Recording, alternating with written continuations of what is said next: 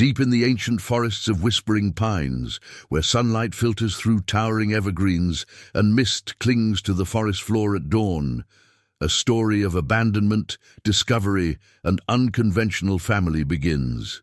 Two innocent lives, discarded and forgotten, found salvation in the most unexpected of places. This is the extraordinary tale of the Carson twins and Mason Fletcher, the reclusive forest elder who would change their destiny forever. Before we jump back in, tell us where you're tuning in from, and if this story touches you, make sure you're subscribed, because tomorrow I've saved something extra special for you. The night was unusually cold for April in the Pacific Northwest. A bitter wind swept through the dense forest of whispering pines, causing the ancient trees to creak and moan as if in protest. Rain fell in relentless sheets, turning the forest paths into muddy streams as thunder cracked overhead. Mason Fletcher, a solitary man of 63, stoked the fire in his remote cabin. His weathered hands, marked by decades of self-sufficient living, worked methodically as he prepared for another evening alone. 20 years had passed since he'd retreated from civilization following the sudden death of his wife, Eleanor.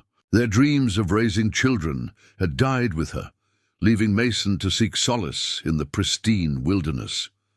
The storm intensified, and Mason was about to settle in with a dog-eared copy of Thoreau when he heard something unexpected above the tempest's roar, a sound so faint yet distinct that it made him freeze. A cry, high-pitched and desperate, carried on the wind. "Impossible," he muttered, attributing the sound to the storm's tricks. Yet there it was again, unmistakable this time, the cry of a child. Grabbing his heavy raincoat and lantern, Mason ventured into the deluge. The forest, which he knew better than the lines on his own palm, seemed transformed by darkness and rain. He followed the sounds, which grew more distinct as he approached a clearing half a mile from his cabin. There, beneath a massive Douglas fir, sat a muddied duffel bag. Mason's lantern illuminated the scene as he approached cautiously. The cries emanated from within. With trembling hands, he unzipped the bag to find two infants, no more than 6 months old, wrapped in soaked blankets. A boy and a girl, their faces red from crying, their tiny bodies shivering violently. "Dear God," Mason whispered, his breath catching in his throat. He scanned the clearing, but found no sign of whoever had left them. Only a single set of footprints leading away, already filling with rainwater and disappearing into the darkness. Decision made in an instant, Mason gathered the bag with its precious cargo and hurried back to his cabin. Inside, he worked quickly, stripping the infants of their wet clothes and wrapping them in warm blankets. He heated milk from his small refrigerator, testing it on his wrist before improvising bottles from kitchen supplies. As the twins suckled, hungrily, Mason examined the few items packed with them. No identification, no note explaining their abandonment, only a small stuffed rabbit with L and E embroidered on its foot. The initials would later become their names, Liam and Emma. That night, as the storm raged on, Mason made a makeshift crib from a dresser drawer and watched over the sleeping infants. He had two choices: take them to authorities in the morning, or his mind couldn't even form the alternative. Yet something in his heart, long dormant, stirred to life. Dawn broke with unexpected clarity. The storm had passed, leaving the forest washed clean, glistening in new sunlight. Mason stood on his porch, infants cradled in each arm, and faced a crossroads. The right thing would be to take them to Millridge, the nearest town 20 miles away. They deserved proper families, people younger than him, couples who could provide what he couldn't. He packed his old truck with supplies and carefully secured the twins in a nest of blankets. The drive to town was slow on the rough forest roads. As he approached Millridge, memories flooded back.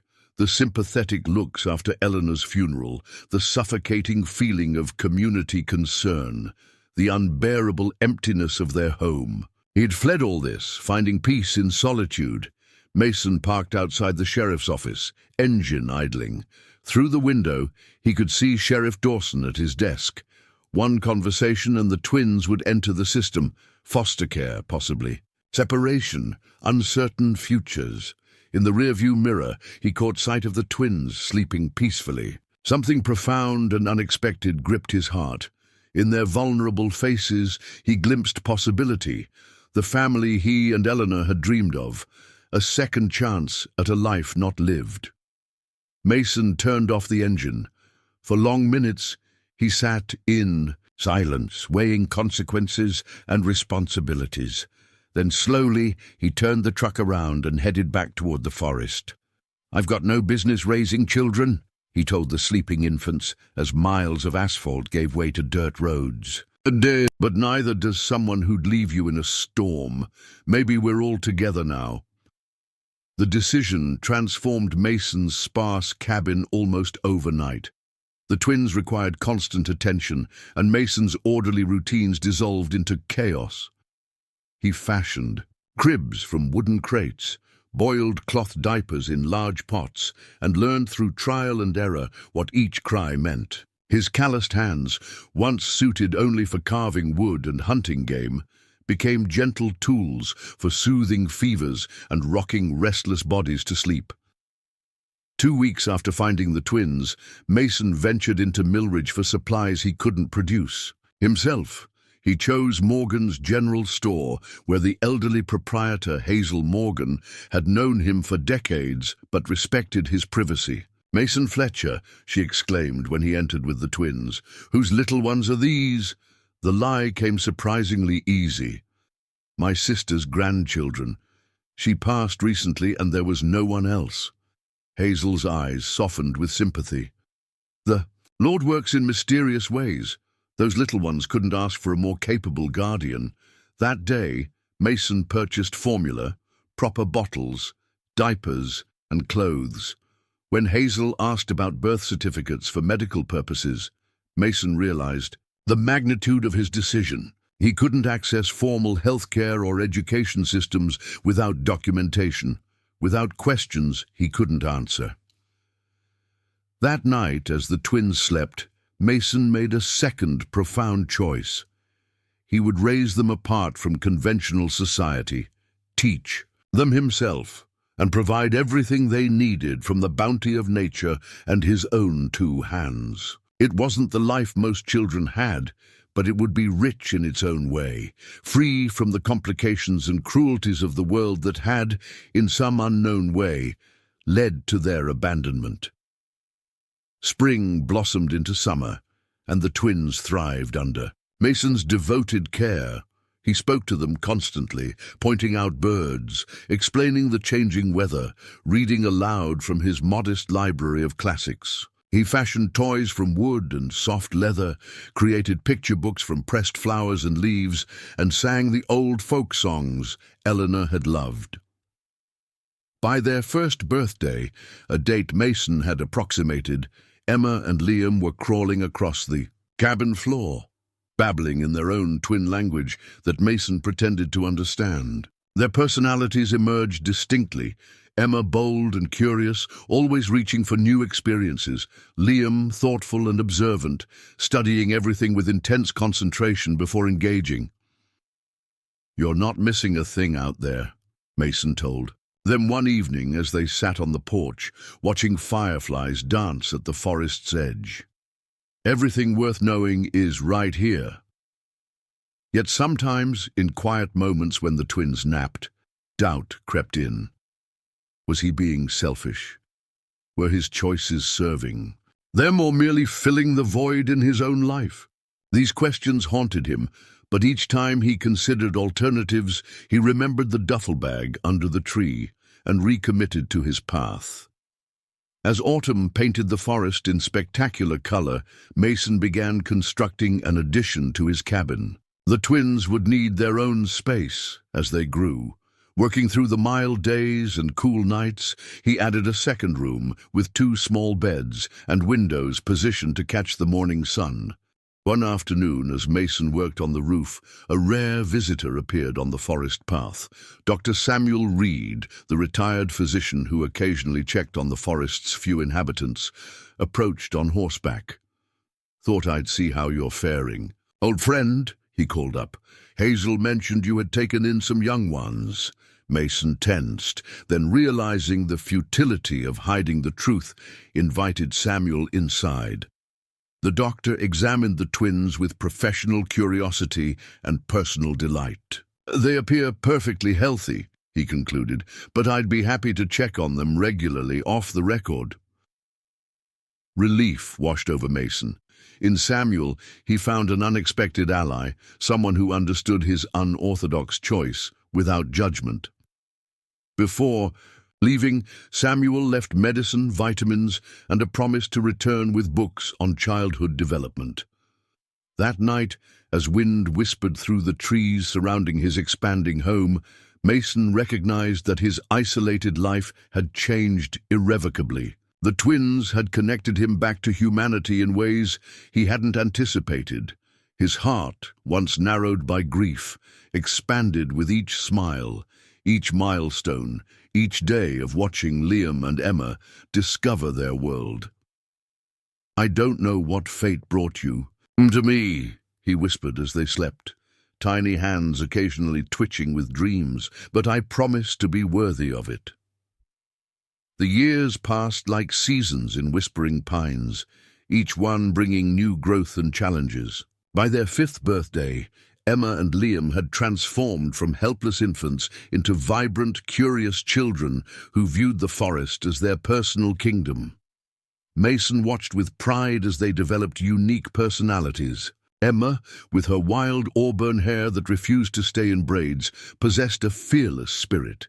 She climbed trees higher than Mason thought possible, leaped across streams without hesitation, and often returned to the cabin with pockets full of interesting rocks, unusual feathers, and occasionally small creatures she hoped to nurse or study. Liam, more reserved but equally bright, preferred to observe before acting. His methodical mind catalogued everything around him. He created detailed drawings of plants and animals, constructed elaborate structures from fallen branches, and spent hours watching ants build their colonies or bees collect pollen. His hazel eyes, so like his sister's, seemed to absorb the forest's wisdom. Mason's education program was unorthodox but effective. Mornings began with reading lessons from his cherished collection of classics. The cabin walls were lined with books salvaged from library discards and thrift shops during his infrequent trips to town. Afternoons were dedicated to practical skills, identifying edible plants, tracking animals, predicting weather patterns, and basic survival techniques. Preparing and narrating this story took us a lot of time, so if you are enjoying it, subscribe to our channel. It means a lot to us. Now, back to the story. "Why don't we go to school like the children in books?" Liam asked one evening as Mason read them Tom Sawyer. The question Mason had been anticipating for years finally arrived. He closed the book and considered his response carefully. "Some folks learn differently," he explained. "You're learning directly from the world, not just reading about it. Most children only get to see pictures of eagle nests. You've climbed up and seen them yourselves." Emma nodded enthusiastically. "And we know which berries taste good and which make you sick." Billy Jenkins from the story ate poison ivy on a dare.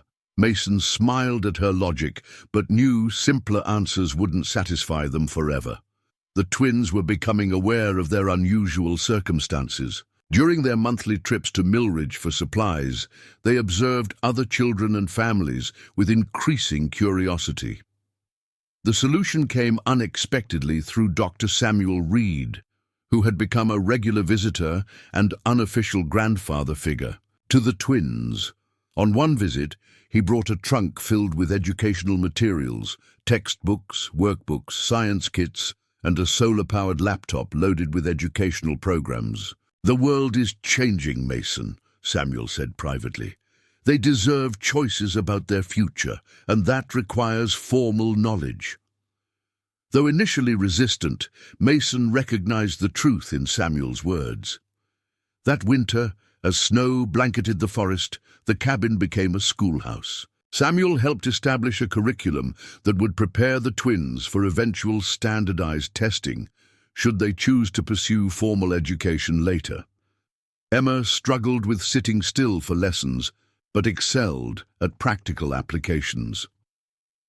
Mathematics made little sense until Mason showed her how to calculate distance, velocity, and trajectory for her handmade bow and arrows. Literature captured her imagination when connected to the forest's own stories.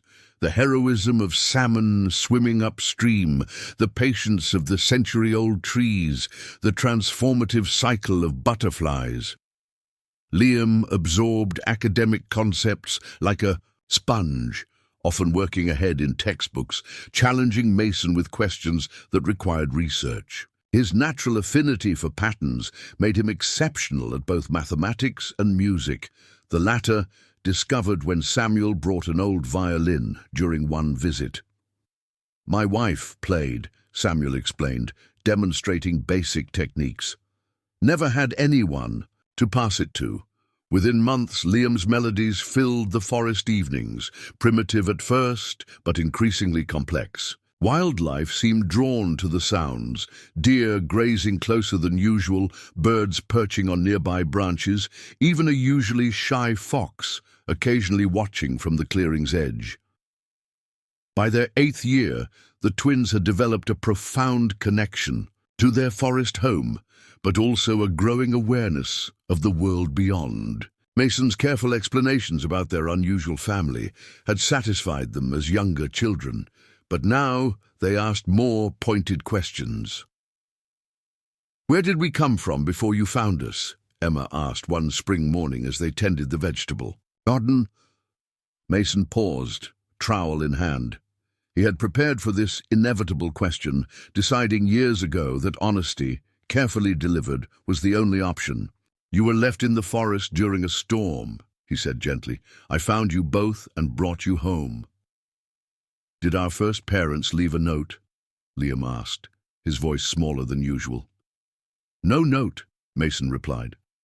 "Just a stuffed rabbit with your initials." Emma's expression darkened. "They didn't want us."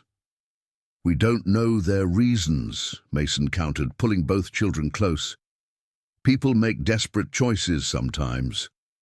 What matters is that you're here now, and that you're loved." The revelation created a period of adjustment. Emma processed her feelings through physical activity, running farther into the forest than ever permitted, pushing her limits with increasingly dangerous climbs. Liam withdrew temporarily, his violin producing mournful tunes that echoed his confusion. Mason gave them space to process, but maintained their routines, understanding that stability was crucial. Samuel visited more frequently during this time, bringing stories of other unconventional families, highlighting the many forms love could take. Summer arrived with an unexpected development.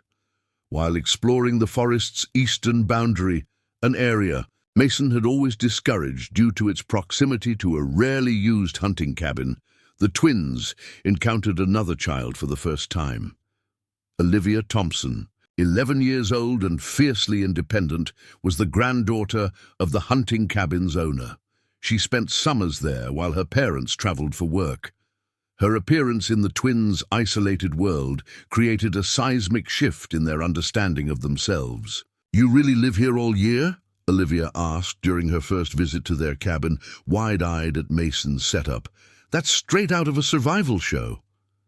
"What's a survival show?" Emma asked, immediately drawn to Olivia's confidence and knowledge. Of the outside world, Mason observed their interaction with mixed emotions. Olivia represented everything he had protected the twins from: technology dependency, consumer culture, social hierarchies.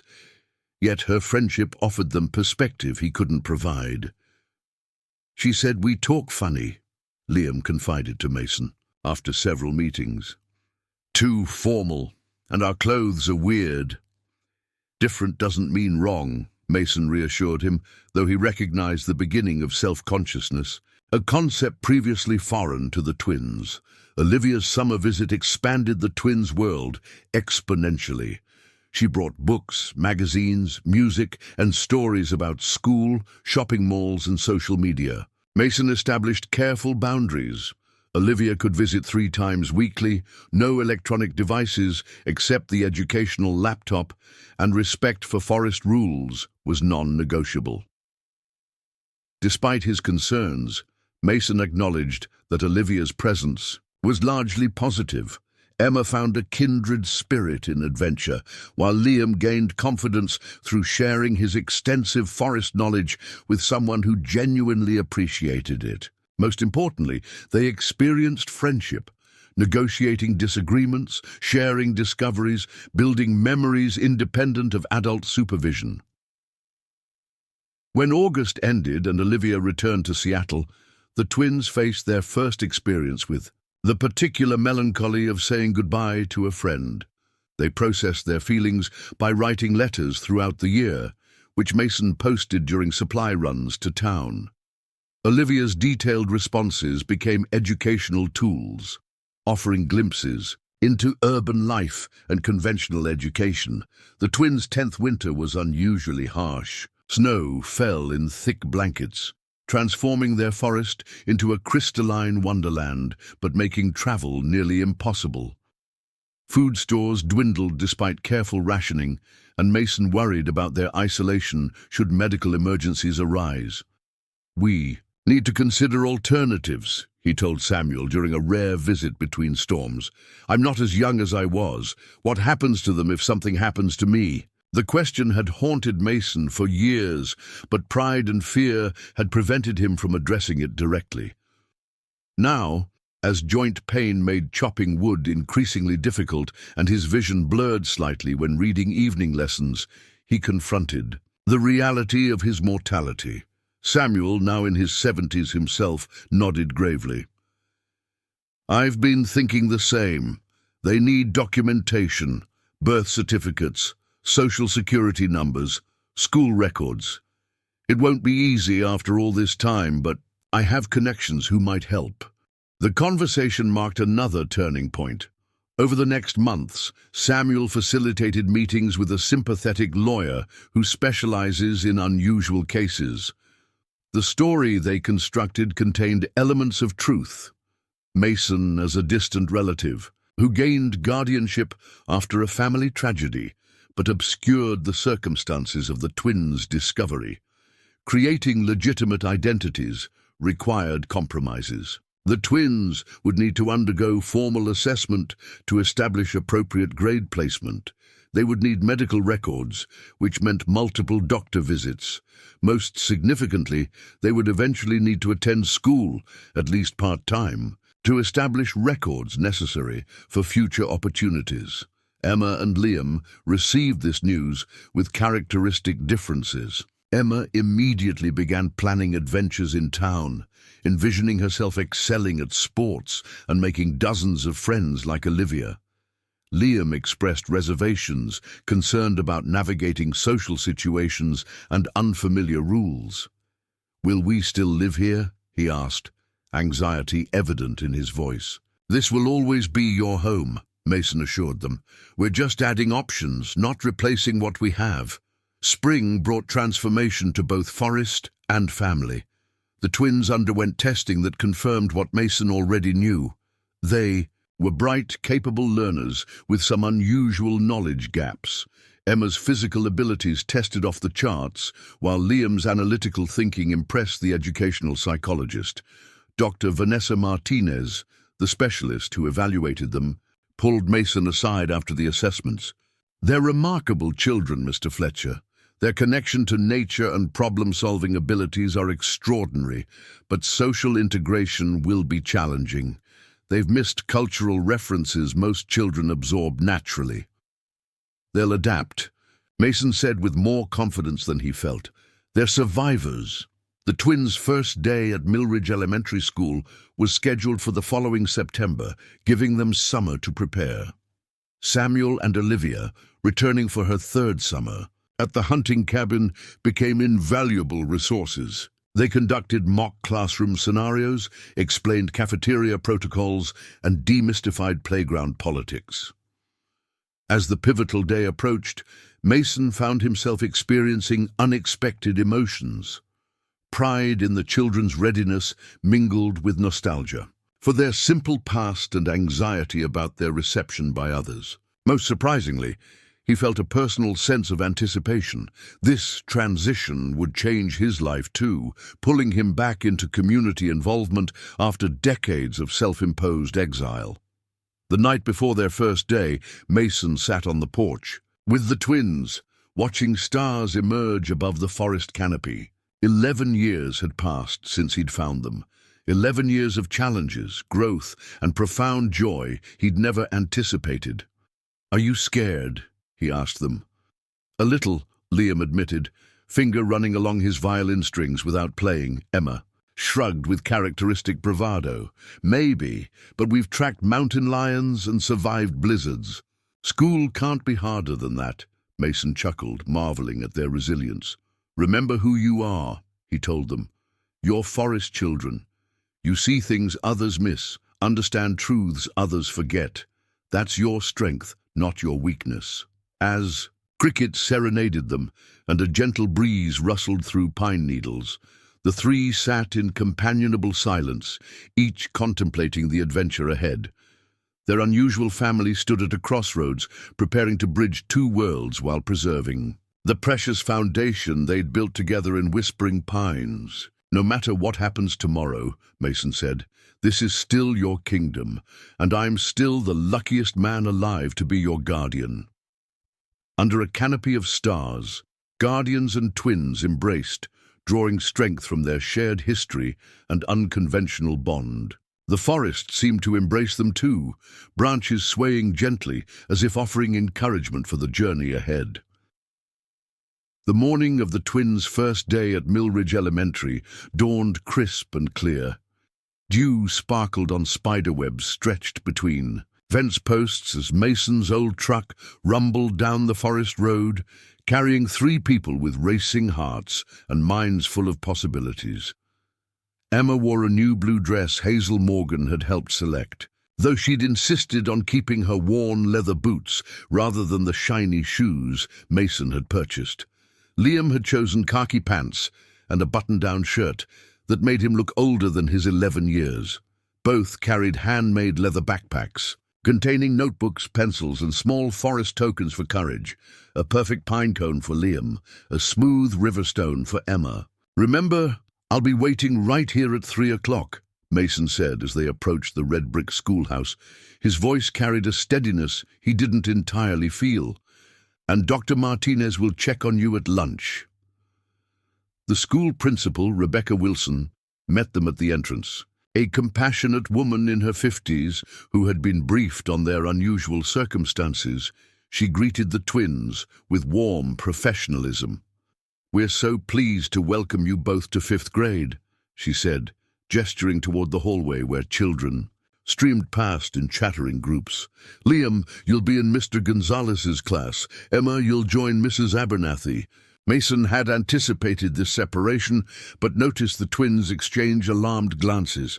In their entire lives, they had rarely been apart for more than a few hours. "Different classes help you make new friends," Mrs. Wilson explained, noting their concern. "But you'll have lunch and recess together." After reluctant goodbyes, the twins disappeared into the building. Mason stood frozen in the parking lot, fighting the urge to follow. A gentle hand on his shoulder startled him. "They'll be fine," Dr. Vanessa Martinez assured him. "Children are remarkably adaptable." "They're not just any children," Mason replied, his voice rough with emotion. "No, they're not," she agreed, "which is precisely why they'll succeed." The hours crawled by as Mason attempted to occupy himself in town. He visited the hardware store, restocked supplies at Morgan's, and eventually found himself at Millridge Public Library, where he applied for a library card, his first official connection to the community in decades. At precisely 2:45, he parked, Outside the school, watching anxiously as children began pouring from the building, Emma emerged first, surrounded by a group of girls, her animated gestures suggesting she was mid-story. Liam followed minutes later, walking alone but without the distress Mason had feared. The drive home was filled with overlapping accounts of their day. Emma had impressed classmates during physical education by scaling the climbing wall in record time. Liam had stunned his science teacher with his detailed knowledge of forest ecosystems. Both had navigated cafeteria procedures successfully, though Emma found the noise level worse than a thunderstorm, and Liam thought the food nothing like your venison stew. Challenges had arisen too. Emma struggled with sitting still during long lessons and received a warning for speaking out. Of turn, Liam faced mockery for his formal speech patterns and unfamiliarity with popular culture references. Both encountered vocabulary from their classmates that Mason had never used, slang terms and brand names that held no meaning in their forest world. Taylor asked if we had Nintendo Switch, and I didn't know what to say, Liam confessed. And Jessica kept asking about my aesthetic and saying my boots were actually vintage vibes and totally cottagecore, Emma added, bewildered. Mason listened attentively, offering reassurance while mentally cataloguing cultural knowledge gaps he needed to address. That evening, they established a new ritual, translation time, where the twins could share confusing terms or concepts from school for family discussion. The following weeks established a rhythm. Mornings meant school in town, afternoons were dedicated to homework and forest exploration, evenings remained sacred family time. Masons supplemented their formal education with practical skills, ensuring they maintained their connection to nature while absorbing conventional knowledge. Dr. Martinez visited the cabin regularly, bringing resources to help the twins navigate social integration. She arranged weekly video calls with a child psychologist specializing in cultural transitions, who likened the twins' experience to that of immigrant children adapting to new countries. They're essentially bicultural, the specialist explained. To Mason, they're fluent in forest life and now learning mainstream American culture. That's cognitive strength, not a deficit. This perspective helped Mason reframe his thinking. Rather than viewing their differences as disadvantages, he encouraged the twins to recognize their unique background as valuable. They weren't behind, they simply possessed different knowledge. By November, both children had formed friendships. Though their social circles differed dramatically, Emma attracted adventure seekers fascinated by her woodland skills and fearless attitude. She organized expeditions to the schoolyard's boundaries, teaching classmates to identify bird calls and track squirrels across the playground. Liam found his place more gradually, connecting with fellow musicians and science enthusiasts. His violin playing, now quite accomplished, earned him a spot in the school's small orchestra, despite his lack of formal training. His detailed nature journals impressed his science teacher enough to be displayed at the district fair. Academic adjustments varied by subject. Both excelled in science, bringing first-hand observations other students had only read about in textbooks. Mathematics required adjustment. They understood practical applications but needed to learn standardized methods. Social studies presented the greatest challenge, as their knowledge of history, geography, and civics contained significant gaps. Why do we need to memorize state capitals? Emma questioned one evening, frustration evident as she struggled with homework. I can navigate from the cabin to the waterfall in complete darkness. Isn't that more important? Different environments require different skills, Mason explained. Just as you needed to learn which plants were safe to eat in the forest, you need certain information to navigate in society. Winter brought new experiences. The twins participated in their first school holiday concert, with Liam performing a violin solo that brought unexpected tears to Mason's eyes. They experienced their first classroom holiday party, returning home with paper snowflakes and curiosity about traditions they'd never observed in their forest home. "Olivia's family has a tree inside their house with lights," Emma reported. "Can we do that?" The request led to a memorable expedition, the three of them selecting a small pine tree that Mason replanted after the holidays, establishing a new tradition that bridged their forest values with cultural practices. As the school year progressed, Mason noticed subtle changes in the twins. Their vocabulary expanded, incorporating phrases from peers and teachers. Their questions grew more complex, often challenging Mason's own knowledge limits. Most significantly, they began expressing individual preferences that sometimes diverged from each other. A natural development, Dr. Martinez assured him, was healthy, but which nonetheless signaled the end of their perfectly synchronized childhood. Spring brought unexpected developments. Emma discovered track and field, her natural agility and endurance making her an immediate standout. Her coach, Patricia Jenkins, approached Mason after witnessing Emma break the school record in the 800-meter run on her first attempt. "She has extraordinary potential," Coach Jenkins insisted. "With proper training, she could compete at regional levels, maybe beyond." The opportunity presented a dilemma. Competition would require travel to other towns, additional time commitments, and increased integration with conventional life. Mason consulted Emma, who vibrated with excitement at the prospect, and Liam, who offered quiet support despite his own reservations about increased time apart from his twin. "We always said they deserve choices," Samuel reminded Mason during a late-night discussion on the cabin porch. "This is Emma choosing." The decision to support Emma's athletic pursuits opened new doors. Weekend meets brought the family into contact with people from neighboring communities. Mason found himself engaging in parent conversations, awkwardly at first, then with increasing comfort as he discovered other adults who valued simplicity and nature, though few had embraced it as completely as he had. Liam developed in different directions. His science teacher, Mr. Gonzalez, introduced him to the school's amateur astronomy club. For a child who had spent his life observing stars without light pollution, the opportunity to learn celestial navigation through scientific terms was irresistible.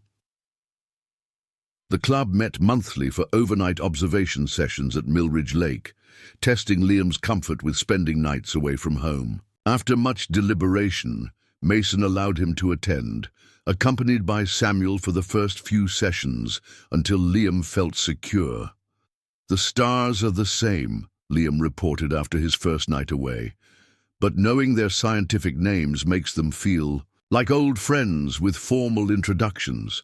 By their 12th birthday in late April, the date Mason had approximated from their size when found, the twins had established footholds in both worlds.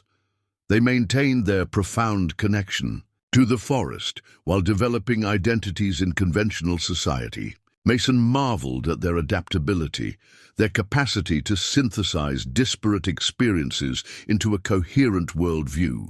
The twins' duality was evident in small ways. Emma might discuss athletic strategies using terminology from tracking woodland creatures. Liam translated astronomical concepts through forest metaphors. Both moved between environments with increasing fluidity, code switching between the formal language of their forest upbringing and the casual vernacular of school.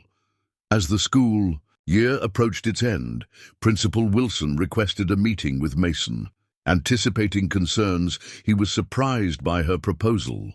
"The twins have made remarkable progress," she began, "but they've also contributed unique perspectives to our school community.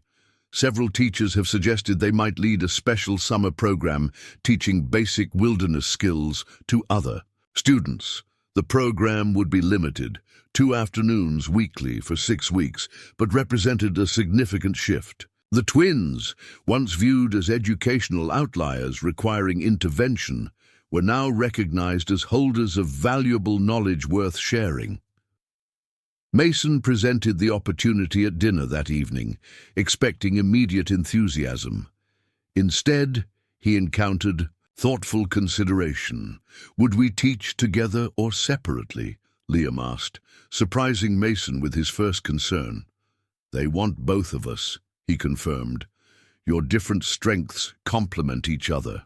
Emma, usually the first to embrace new adventures, appeared uncertain. What if the other kids don't listen, or think our forest ways are stupid? Her uncharacteristic insecurity revealed growing awareness of social dynamics. Despite her athletic success, Emma had encountered occasional mockery for her unconventional background. While Mason had witnessed her physical courage countless times, this social vulnerability was unfamiliar territory. "Remember when you taught me to identify bird calls?" Dr. Martinez asked during her next visit, after Mason shared their hesitation. "You were patient, clear, and confident because you truly knew your subject. Teaching from your strengths builds a different kind of confidence." The twins ultimately accepted the opportunity, spending May afternoons developing lesson plans with Mason's guidance. Their preparation revealed how much they'd absorbed from his teaching methods, breaking complex skills into manageable components, connecting new information to existing knowledge, emphasizing observation before action. The summer program launched in mid-June, with 12 participants ranging from 9 to 13 years old. Mason observed from a distance as the twins led their first session on basic plant identification. Emma's energetic demonstrations complemented Liam's methodical explanations. Together, they transformed potentially dry information into an engaging treasure hunt. "You're natural teachers," Mason told them proudly as they hiked home afterward. "Just like you." He stopped abruptly, realizing he'd nearly mentioned Eleanor, drawing parallels between the twins and the wife they'd never known. "Like who?" Emma prompted, always alert to unfinished thoughts. Mason hesitated, then chose honesty. "Like Eleanor, my wife. She was a kindergarten teacher before we moved to the forest. She had that same gift for making learning feel like discovery." This rare mention of Eleanor opened new conversations. The twins, now developmentally ready for more complex understanding, asked thoughtful questions about Mason's earlier life. He shared stories he'd previously kept private, how he and Eleanor had met during college orientation, their dreams of establishing a nature-based school, the illness that had taken her before they could realize those plans. "Is that why you kept us?" Liam asked one evening as they sat beside the creek that ran near their cabin. "Because you and Eleanor wanted children?" The question pierced Mason's heart with its perceptiveness. "Partly," he admitted, "but mostly because when I found you, something inside me recognized that we belonged together. Some things can't be explained logically." Summer unfolded with balanced rhythms. Mornings meant forest exploration and cabin maintenance. Afternoons alternated between the wilderness program and athletic training for Emma. Evenings brought shared reading, music, and increasingly sophisticated conversations about the twins' evolving identities. As their 13th birthday approached, Mason recognized they stood at another threshold. Middle school would begin in September, bringing new academic challenges, more complex social dynamics, and inevitable questions about their future. The documentation process Samuel had initiated was complete. The twins now possessed legal identities that would enable them to pursue higher education, employment, or whatever paths they eventually chose. One August evening, as fireflies illuminated the clearing around their cabin, Mason watched the twins engaged in their separate pursuits. Emma practiced sprint starts, her movements precise and powerful. Liam sketched constellations, preparing materials for an astronomy presentation. Both occasionally looked up, checking the other's location in an unconscious habit formed through years of synchronized development. Samuel, visiting for dinner, followed Mason's gaze. "They're finding their individual paths," he observed. While still remaining connected, Mason added, I wonder sometimes what would have happened if someone else had found them that night. But no one else did, Samuel replied simply. Some might call it chance. I prefer to think of it as exactly what was meant to be. As twilight deepened to darkness, Mason called the twins for their nightly ritual of stargazing. They settled on the porch steps, shoulders touching, faces tilted toward the vast cosmic display above whispering pines.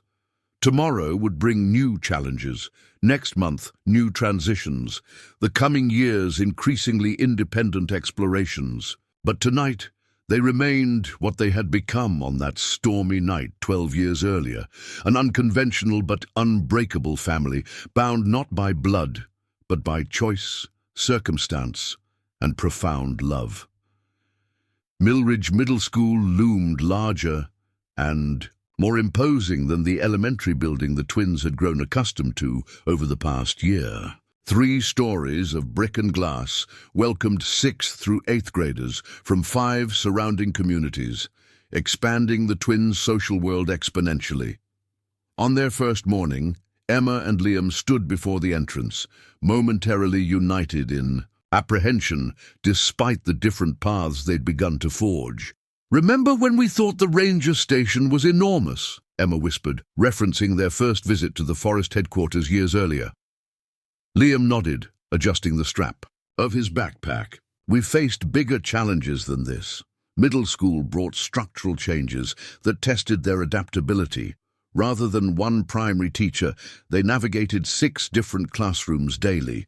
Lockers replaced cubbies, combination locks presenting a curious puzzle that Liam solved immediately, while Emma required 3 days of practice. The cafeteria operated with unspoken hierarchical rules about seating arrangements that made their elementary experience seem straightforward by comparison. Most significantly, middle school amplified the social stratification that had only been emerging in elementary school. By the end of September, distinct groups had formed. Athletes, academics, artists, and various subcultures the twins were still learning to identify. Emma found her place among the athletic crowd relatively quickly. Her track achievements from elementary school preceded her, and Coach Jenkins had connected her with the middle school cross-country team. Her straightforward nature and exceptional stamina earned respect, though her occasional references to wilderness survival techniques drew mixed reactions from teammates. Is it true you can start a fire without matches? Asked Megan Kelly, a 7th grade runner, during their first team bus ride to an away meet. Of course, Emma replied matter-of-factly. 3 different ways depending on available materials. Some teammates found her skills fascinating. Others exchanged glances that Emma was learning to recognize as signals of perceived oddity. She was developing a nuanced understanding of when to share her forest knowledge and when to focus on conventional topics. A social navigation skill Mason had never needed to teach. Liam's social integration proved more complicated. The school orchestra welcomed his violin talent, but the band director's structured approach conflicted with Liam's intuitive playing style. Science Club offered intellectual stimulation, yet the emphasis on competition rather than collaborative. Discovery felt foreign to him. They're always trying to prove who's smartest, he confided to Mason. In the forest, being right or wrong isn't about winning, it's about survival. Mason, navigating his own expanded social world as the twins' guardian, offered perspective gained through recent experience. Different environments reward different behaviors. You don't have to adopt their values, but understanding them helps. You translate between worlds. This concept of translation became increasingly central to the twins' development. They were becoming cultural interpreters, fluent in both the unwritten laws of nature and the complex social codes of adolescence. This dual fluency sometimes created internal conflicts as they reconciled divergent value systems. Jackson says his dad makes more money in a day than most people make in a month, Emma reported after a cross-country practice. He said it like It was the most important thing about his family, is it? Mason asked, encouraging critical thinking rather than imposing his perspective. Emma considered this. Not to me, but maybe to them. We measure things differently here. These philosophical discussions often included Samuel and occasionally Dr. Martinez, whose professional insights helped contextualize the twins' observations. The cabin that had once been a sanctuary from society gradually transformed into a place where society could be analyzed and understood from a thoughtful distance. October brought unexpected complications.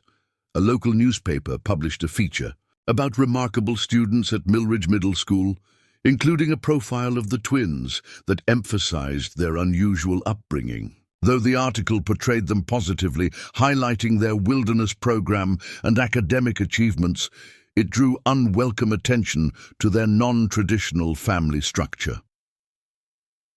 "Are you really forest children?" became a common question in hallways. While some peers expressed genuine curiosity, others seized upon their differences as ammunition for the casual cruelty that often emerges in middle school environments. Emma faced this scrutiny with characteristic directness, neither hide nor exaggerating her background. When a group of 8th grade boys mockingly asked if she lived in a dirt hut, she described the cabin's solar power system in such technical detail that they wandered away, bored by information rather than the emotional reaction they'd sought. Liam struggled more visibly with the increased attention. His natural reserve intensified under scrutiny, and he began spending lunch periods in the library rather than the cafeteria. His science teacher, noticing his withdrawal, connected him with the school's robotics club, a small group of similarly thoughtful students whose focus on problem-solving created a social environment where his differences drew less attention.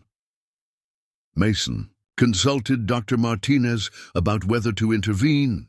"They need to develop their own coping strategies," she advised, "but they also need to know you're available when those strategies aren't enough." This balance between supporting and stepping back characterized Mason's evolving parenting approach. He maintained their forest routines on weekends, ensuring the twins retained connection to the natural world that had shaped them. Simultaneously, he encouraged their expanding independence, allowing them to navigate social challenges without immediate intervention. The newspaper article produced an unexpected consequence in November, when a letter arrived at the cabin, addressed simply to the Fletcher family, Whispering Pines Forest. Inside was a brief note from a woman named Diane Carson, claiming to be the twins' maternal aunt. Mason read the letter alone first, his hands trembling as he absorbed its implications. The writer stated she had been searching for her sister's children for years, having been estranged from her sister during the pregnancy. Seeing the newspaper photograph, she recognized the distinctive hazel eyes that ran in her family. "I understand they have found a loving home," she wrote. "I'm not seeking custody, only connection, if they wish to know their biological family." The decision to share this information required careful consideration. Mason consulted Samuel and Dr. Martinez, both of whom emphasized the twins' right to knowledge about their origins, but acknowledged the emotional complexity it would introduce. "They're 13 now," Samuel reminded him gently, "old enough to process difficult truths with support." On a quiet Sunday when the first snow dusted Whispering Pines, Mason gathered the twins before the fireplace and showed them the letter. Their reactions reflected their distinct personalities. Emma fired rapid questions, demanding immediate details, while Liam fell silent, processing the revelation internally. "Does this mean we have to leave?" Liam finally asked, his voice barely audible.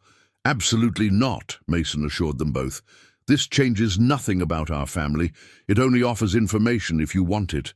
The revelation opened conversations about identity that extended through winter. The twins decided together that they wanted limited contact with Diane. Letters initially, perhaps a meeting in the future when they felt ready. Mason supported their decision while establishing clear boundaries with the woman who represented an unknown aspect of the twins' history. Their first exchange of letters arrived shortly before Christmas. Diane shared basic family medical history, photographs of the twins' mother as a young woman, and stories about their maternal grandparents. She respected their request for gradual connection, making no demands for immediate meetings or disruption. To their established lives, the information affected the twins differently. Emma incorporated these new facts into her developing self-narrative with relative ease, fascinated by genetic connections to her athletic abilities. Her mother had apparently been a collegiate swimmer. Liam struggled more with integrating this new knowledge, his journal entries from this period revealing complex questions about nature versus nurture and the definition of family. "Blood doesn't make family," Mason told them as they trimmed their second indoor Christmas tree, now a firmly established tradition. "Actions do, choices do, love does." "But biology matters too," Emma countered thoughtfully. "I have her eyes and maybe her aptitude for athletics. And I have her aunt's musical ability," Liam added, having learned that Diane played cello in a community orchestra. Mason nodded, acknowledging the complexity. "You're the sum of many influences, some from your birth family, some from our forest home, some uniquely your own. Nothing diminishes anything else." As their 13th year progressed, the twins continued developing along increasingly distinct paths while maintaining their fundamental connection. Emma's athletic achievements expanded to include regional competitions in cross-country and track events. Liam's scientific interests narrowed toward environmental studies, his detailed forest journals evolving into systematic research on local ecosystem changes. Spring brought Mason's 65th birthday and his official retirement from the part-time carpentry work he'd taken in town to supplement their income. The celebration at the cabin included not only Samuel, Dr. Martinez, and Hazel Morgan, but also several teachers, coaches, and friends the twins had introduced into their lives. The gathering symbolized how far they'd come from complete isolation, now balancing privacy with meaningful community connections.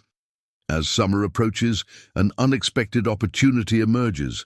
Emma's cross-country coach connected her with a prestigious summer training program in Colorado for promising young distance runners. The 6-week program would be her longest separation from both Mason and Liam, a prospect that generated mixed emotions for everyone. "You should go," Liam told her during a private conversation by the creek where they'd spent countless childhood hours. "You've earned it." Emma kicked at pebbles along the water's edge. "What if I go and everything changes? What if I come back differently?"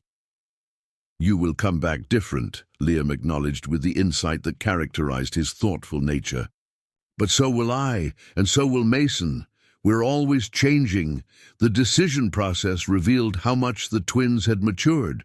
Rather than making choices based solely on emotion or immediate desires, they considered long-term implications, consulted trusted advisors, and acknowledged the balance between opportunity and attachment. Emma ultimately accepted the Colorado invitation, with arrangements for weekly video calls to maintain connection. Mason drove her to the airport in early June, his heart simultaneously swelling with pride and constricting with anxiety. In the departure terminal, Emma displayed uncharacteristic vulnerability, clinging to him with an intensity that momentarily transported him back to her early childhood. "What if I'm not as good as the others?" she whispered. "What if they think I'm weird?" Mason held her shoulders firmly. "You bring something no one else has. The strength of the forest and the adaptability you've developed bridging different worlds. Use both." Watching her walk through security, Mason marveled at how the tiny infant he'd found in a storm had grown into this confident young woman embarking on independent adventures. The drive home felt unnaturally quiet without Emma's energetic presence. Liam and Mason adjusted to temporary life as a duo, establishing new routines that honored Emma's absence while maintaining household functioning. Liam stepped into responsibilities his sister had typically handled, revealing capabilities that had been overshadowed by Emma's more assertive presence. "I never realized how much she did around here," Liam commented one evening as he finished. "Washing dishes, Emma's usual chore. We all have different strengths," Mason observed. "Sometimes it takes an absence to make them visible." The summer brought additional transitions. Samuel, now approaching 80, experienced health challenges that reduced his visits to the cabin. The twins' friendship with Olivia, maintained through several summers at the hunting cabin, evolved as she announced her family would be selling the property. These changes reinforced the reality Mason had long known, that nothing in life remains static, not even in the seemingly timeless forest. Emma's weekly video calls from Colorado revealed her rapid growth in this new environment. Initially uncertain and slightly homesick, she gradually gained confidence as her natural abilities earned recognition. By mid-July, she spoke animatedly about coaching techniques, nutritional strategies, and friendships with runners from across the country. "Coach Lawson says I have potential for collegiate competition if I maintain consistent training," she reported during one call, eyes bright with possibility. "She's connecting me with development programs." Mason listened with complex emotions: pride in her achievements, concern about increasing commitments, awareness that her path might lead far from Whispering Pines. He shared these thoughts with Dr. Martinez during a rare moment of vulnerability. "The whole point of raising children well is preparing them to make their own choices," she reminded him gently, "even when those choices take them away from us." Liam's summer development occurred closer to home but was equally significant. With Emma absent, he spent more time with the school's environmental science teacher, Mr. Howard, who had received grant funding for a summer research project on forest health indicators. Liam's lifetime of observation made him an invaluable assistant, his detailed knowledge of seasonal changes providing historical context for current measurements. "He thinks I should consider environmental science as a career," Liam shared, returning from a day of fieldwork. "There are programs where I could study forest ecosystems professionally." Mason heard the excitement beneath Liam's measured tone. "Your knowledge deserves recognition beyond our little corner of the woods." Emma's return in late July coincided with the twins' 14th birthday. The physical changes after 6 weeks apart were subtle but noticeable. Emma had gained muscle, definition, and carried herself with new confidence. Liam stood slightly taller, his movements more assured in his sister's presence rather than diminished. Their reunion revealed both their enduring connection and their growing individuality. They still communicated with the non-verbal cues of lifetime companions, anticipating each other's thoughts and finishing sentences. Yet they now brought different experiences to share, distinct perspectives to offer, and independent dreams to articulate. As August waned and 8th grade approached, Mason observed the twins sitting on the cabin porch after sunset, heads tilted toward the stars as they had done throughout childhood. Their conversation drifted to him in fragments, Emma describing Colorado mountains, Liam explaining his research findings, both speculating about future possibilities with the expansive thinking of adolescence on the cusp of self-determination. Mason remained slightly apart, giving them privacy while taking comfort in their enduring bond. The abandoned infants he'd discovered in a storm had become thoughtful young people with the resilience of their forest upbringing and the adaptability gained through bridging different worlds. Whatever paths they ultimately chose, they carried within them the strength of Whispering Pines and the unconventional family that had transformed all their lives. The autumn that marked the twins' entry into 8th grade brought winds of change. To Whispering Pines, literal winds first. An unusually powerful September storm system that toppled 3 ancient trees near the cabin, narrowly missing the structure that had sheltered their unconventional family for 14 years. Mason, Emma, and Liam worked together to clear debris and harvest usable timber, their coordinated efforts reflecting years of shared labor and mutual dependence. Nature's way of reminding us nothing stands forever, Mason observed as they stacked firewood from a fallen oak that had witnessed centuries of forest history before succumbing to the storm. The metaphor wasn't lost on any of them. Their family structure was evolving as surely as the forest around them, shaped by external forces and internal growth. The twins' final year of middle school represented a pivotal transition, with high school decisions looming and adolescent identities forming more distinctly each day. Academic expectations intensified in 8th grade. Teachers emphasized preparation for high school rigor, introducing advanced concepts and independent projects that challenged even Liam's methodical mind. Emma, whose intellectual strengths had always been more intuitive than systematic, found herself dedicating unprecedented hours to homework, sometimes sacrificing training runs to complete assignments that required concentrated desk work. "This isn't like you," Mason commented one evening, finding Emma surrounded by textbooks rather than lacing up her running shoes for her usual twilight circuit. "Coach says colleges look at grades as much as athletic performance," she replied, without looking up from her algebra notes. "I need both." This newfound academic focus reflected Emma's expanding perspective. Her summer in Colorado had introduced her to competitive runners whose athletic ambitions were matched by educational goals. Many had discussed scholarship opportunities that required both physical prowess and academic achievement. Emma, ever pragmatic, had internalized this balanced approach. Liam faced different challenges.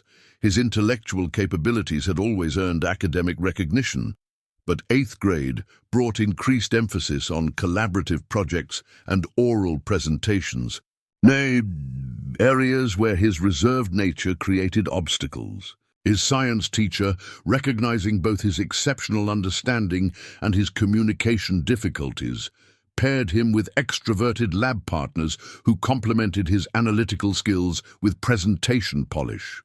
"It's exhausting," Liam confided to Mason after particularly interactive school days. "Translating my thoughts into words others understand takes so much energy." Mason, who recognized this struggle from his own experiences returning to society, suggested techniques that had helped him navigate social contexts after decades of isolation. Observe first, then participate. Allow yourself recovery time. Find one person who understands your natural communication style. This last suggestion proved most valuable when Liam met Carter Williams, a new student whose family had relocated to Millridge from Seattle. Quiet but not shy, Carter shared Liam's interest in environmental science and appreciation for direct communication. Their friendship developed through shared research projects, mutual respect for silence, and conversations that prioritized depth over social niceties. Emma's social circle continued expanding through athletic connections. Cross-country season transitioned to indoor track, where she specialized in distance events that showcased her extraordinary endurance. Weekend meets in larger cities expanded her worldview, introducing her to competitors from diverse backgrounds and coaches who recognized her potential for elite competition. Coach Daniels from Westridge High talked to me after the 2-mile, she reported, after a January invitational. Said their program has sent runners to Division I schools and Olympic development training. The comment, delivered with attempted casualness, carried significant implications. Westridge High School lay 40 miles from Whispering Pines. 2 Far for daily commuting from the cabin. Attendance would require alternative living arrangements during school weeks, a prospect that hung unspoken in the conversation. Mason acknowledged her implicit question with characteristic thoughtfulness. "We'll explore all options when the time comes. Your potential deserves support." These discussions about future education became increasingly concrete as 8th grade progressed. Millridge High served as the default option, small but solid. Academically, with athletic and science programs adequate for most students' needs. Alternative possibilities included Westridge, with its elite athletic reputation, specialized academies that might nurture Liam's environmental science interests, and even boarding schools that had reached out based on the twins' distinctive academic profiles. "I always assumed we'd stay together," Liam remarked during a family council meeting dedicated to high school considerations.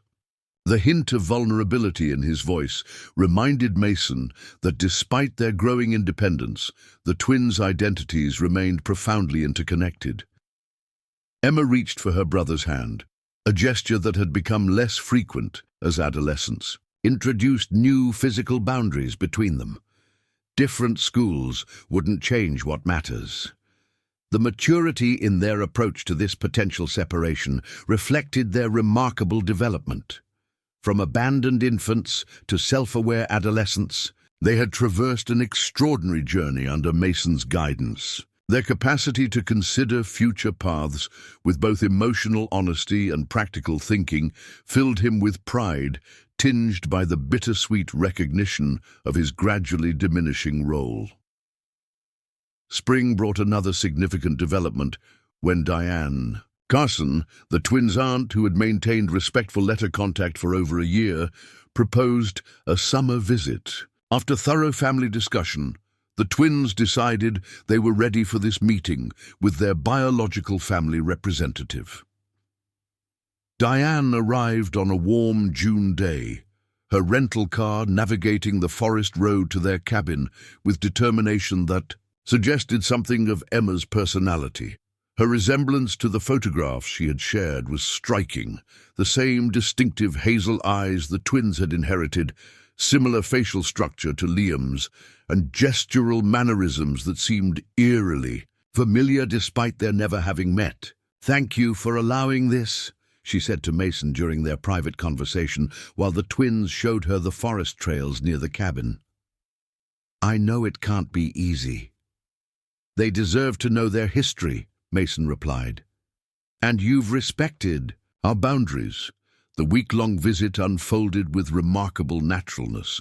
Diane shared family photographs, medical histories, and stories that helped fill gaps in the twins' understanding of their origins. From her, they learned their mother had struggled with substance abuse during pregnancy, explaining her desperate choice to abandon them. They discovered artistic talents on their maternal side that might account for Liam's musical abilities, and a family history of athletic achievement connecting to Emma's natural prowess. "Your mother would be so proud of who you've become," Diane told them on her final evening, emotion thick in her voice. "I hope you know that her decision came from desperation, not from lack of love." "Mason taught us that the hardest choices are often made from love," Emma replied with wisdom beyond her years. The visit concluded with tentative plans for the twins to meet extended family members when they felt ready.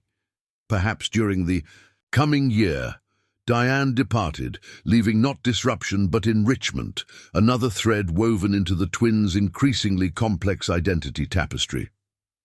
Summer brought practical preparation for high school transitions. After extensive consideration of alternatives, the family decided on a compromise approach. The twins would attend Millridge High as their primary school, but participate in specialized programs matching their individual interests. For Emma, athletic training at Westridge twice weekly. For Liam, an environmental science practitioner at the County Conservation District. This solution required complex logistics. Mason purchased a more reliable vehicle to replace his aging truck. Samuel, though increasingly limited by health challenges, arranged housing with trusted friends in Westridge for Emma's overnight stays. After late training sessions, the twins' bicycles were upgraded for independent transportation to closer destinations. The arrangements represented significant changes to their established patterns, yet maintained the forest cabin as their anchor. "Home is still home," Mason assured them, "however far you go during the day." August brought unexpected financial considerations when Emma qualified for an elite running camp that offered partial but not full scholarship. The remaining cost exceeded Mason's modest savings, accumulated through years of carpentry work and careful living. The situation prompted Mason to share financial realities he had previously shielded the twins from. His retirement funds were limited. The cabin maintenance required ongoing investment, and educational expenses would increase with each passing year. While they lived simply compared to most American families, expanded opportunities inevitably brought expanded costs. Emma immediately offered to decline the camp opportunity. "It's just running, not worth financial stress." "The question isn't whether we can afford it," Mason corrected gently. "It's how we might make it possible." This framing led to creative problem-solving characteristic of their forest-honed resourcefulness. Liam suggested selling some of Mason's handcrafted furniture, which had earned admiration from visitors but had never been marketed commercially. Emma proposed expanding their summer wilderness program to generate additional income. Mason considered increasing his carpentry hours now that the twins required less direct supervision. The solution ultimately came from an unexpected source. Dr. Martinez, learning of their situation through Samuel, connected Mason with a foundation supporting non-traditional families and educational opportunities. Emma's application, highlighting both her athletic potential and extraordinary background, secured funding not only for the immediate camp, but also for future training needs. "You've done so much without asking for assistance," Dr. Martinez observed. "Accepting support isn't a weakness. It's acknowledging you're part of a larger community now." This perspective shift represented another step in their integration journey.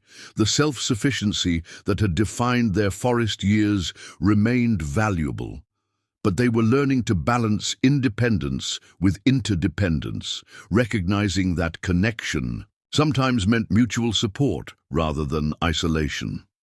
The week before high school began, Samuel's health took a dramatic downturn.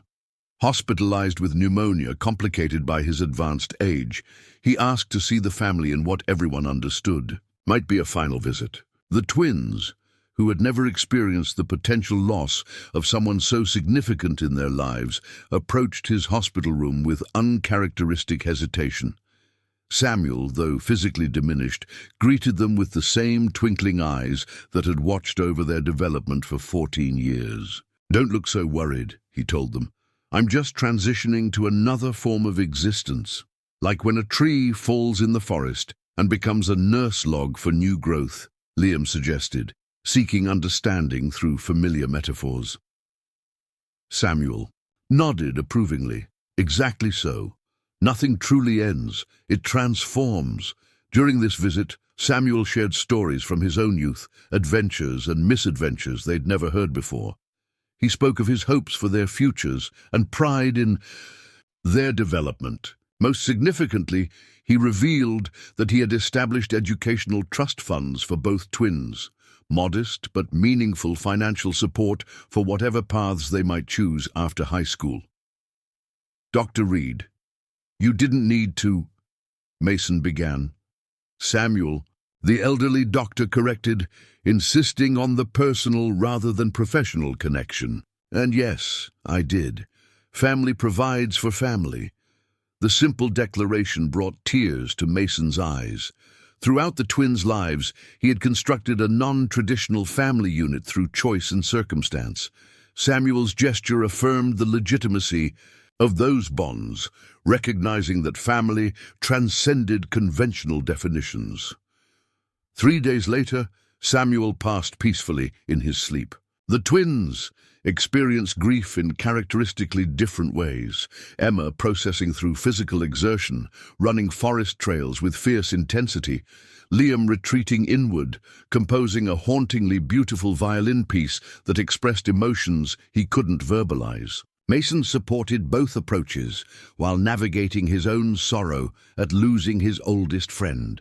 The memorial service drew hundreds from the community, revealing Samuel's extensive impact through decades of medical service.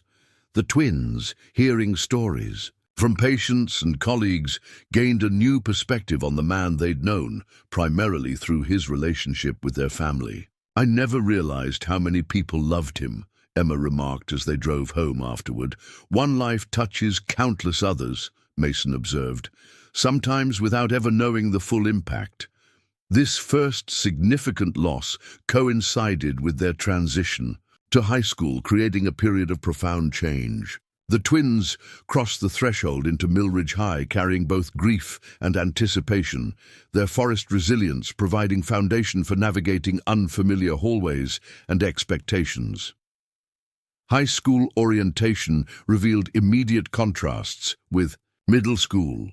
Faculty emphasized personal responsibility rather than direct supervision.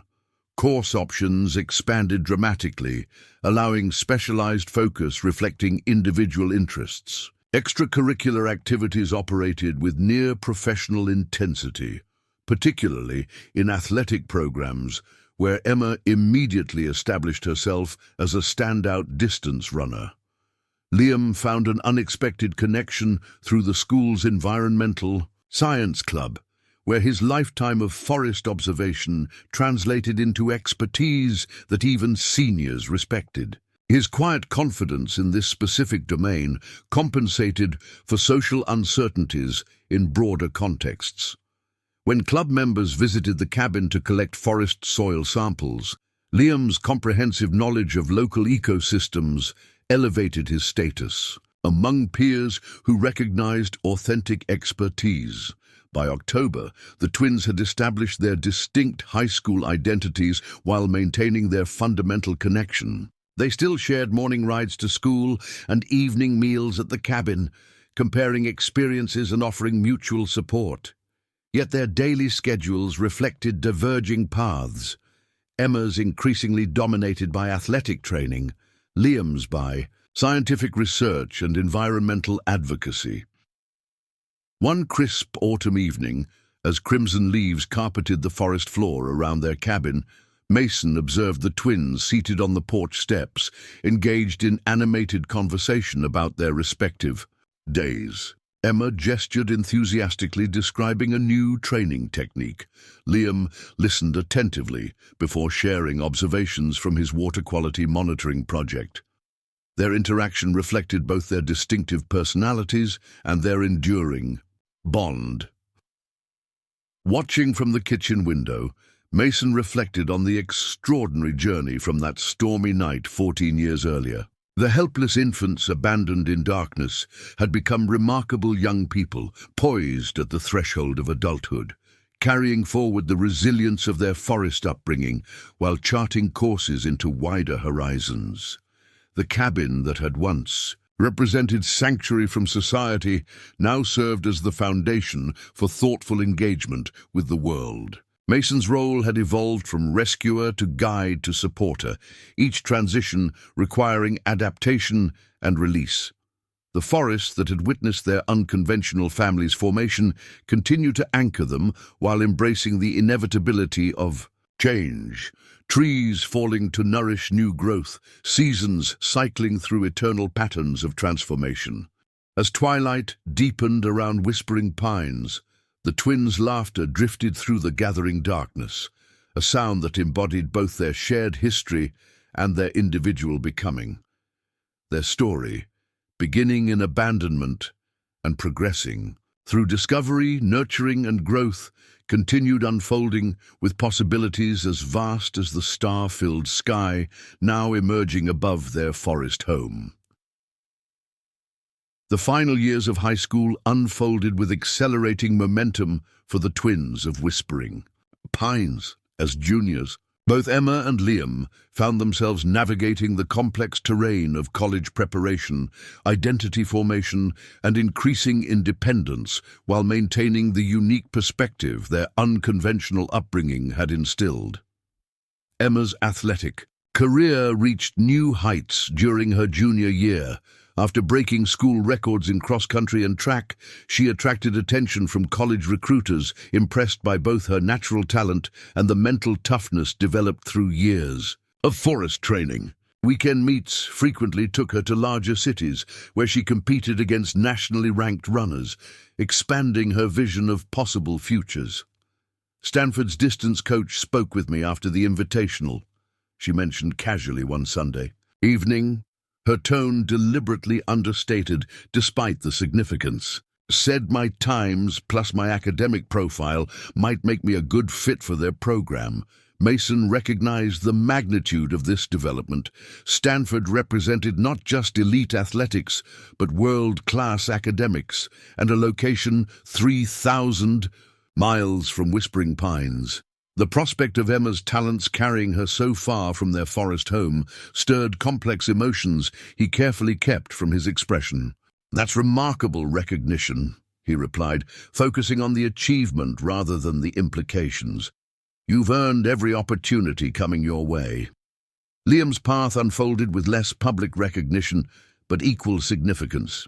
His partnership with the County Conservation District evolved into formal research on forest resilience indicators, work sophisticated enough to merit publication in a regional environmental journal. This unexpected achievement brought attention from university environmental science departments seeking students with practical research experience. Professor Winters from Pacific Northwest University wants me to present at their sustainability conference, Liam shared during a rare moment of unguarded excitement. Said high school students almost never have the longitudinal data I've collected. These emerging opportunities forced practical considerations about the future. College applications loomed on the horizon, requiring decisions about potential majors, geographical preferences, and financial considerations. The educational trusts Samuel had established provided foundation, but would require supplementation for institutions like Stanford or specialized environmental programs. Mason, now approaching his late 60s, faced his own transitions. His carpentry work had become more difficult as arthritis stiffened his once nimble fingers. The cabin required increasing maintenance that his aging body struggled to provide. Most significantly, he recognized that his role in the twins' lives was evolving toward mentorship rather than guardianship, a necessary and natural progression, yet one that prompted reflection on his future purpose. "Have you thought about what you'll do when we're in college?" Emma asked directly one evening as they repaired the cabin roof together. Her characteristic forthrightness had matured into thoughtful directness, tempered by consideration for others' feelings. The question caught Mason unprepared. He had focused so completely on the twins' development that his own future remained unexamined. "I suppose the forest will still need tending," he replied after a thoughtful pause. "And I'll have more time for woodcrafting." Emma studied him with the perceptiveness that occasionally made Mason feel transparent. "We worry about you being alone." The simple statement contained layers of meaning, acknowledgement of their inevitable departure, concern for his well-being, recognition of their mutual dependence, and the profound love that had transformed three strangers into family. "I survived, alone, before you came," Mason reminded her gently. "But I understand your concern." This conversation initiated ongoing discussions about Mason's future.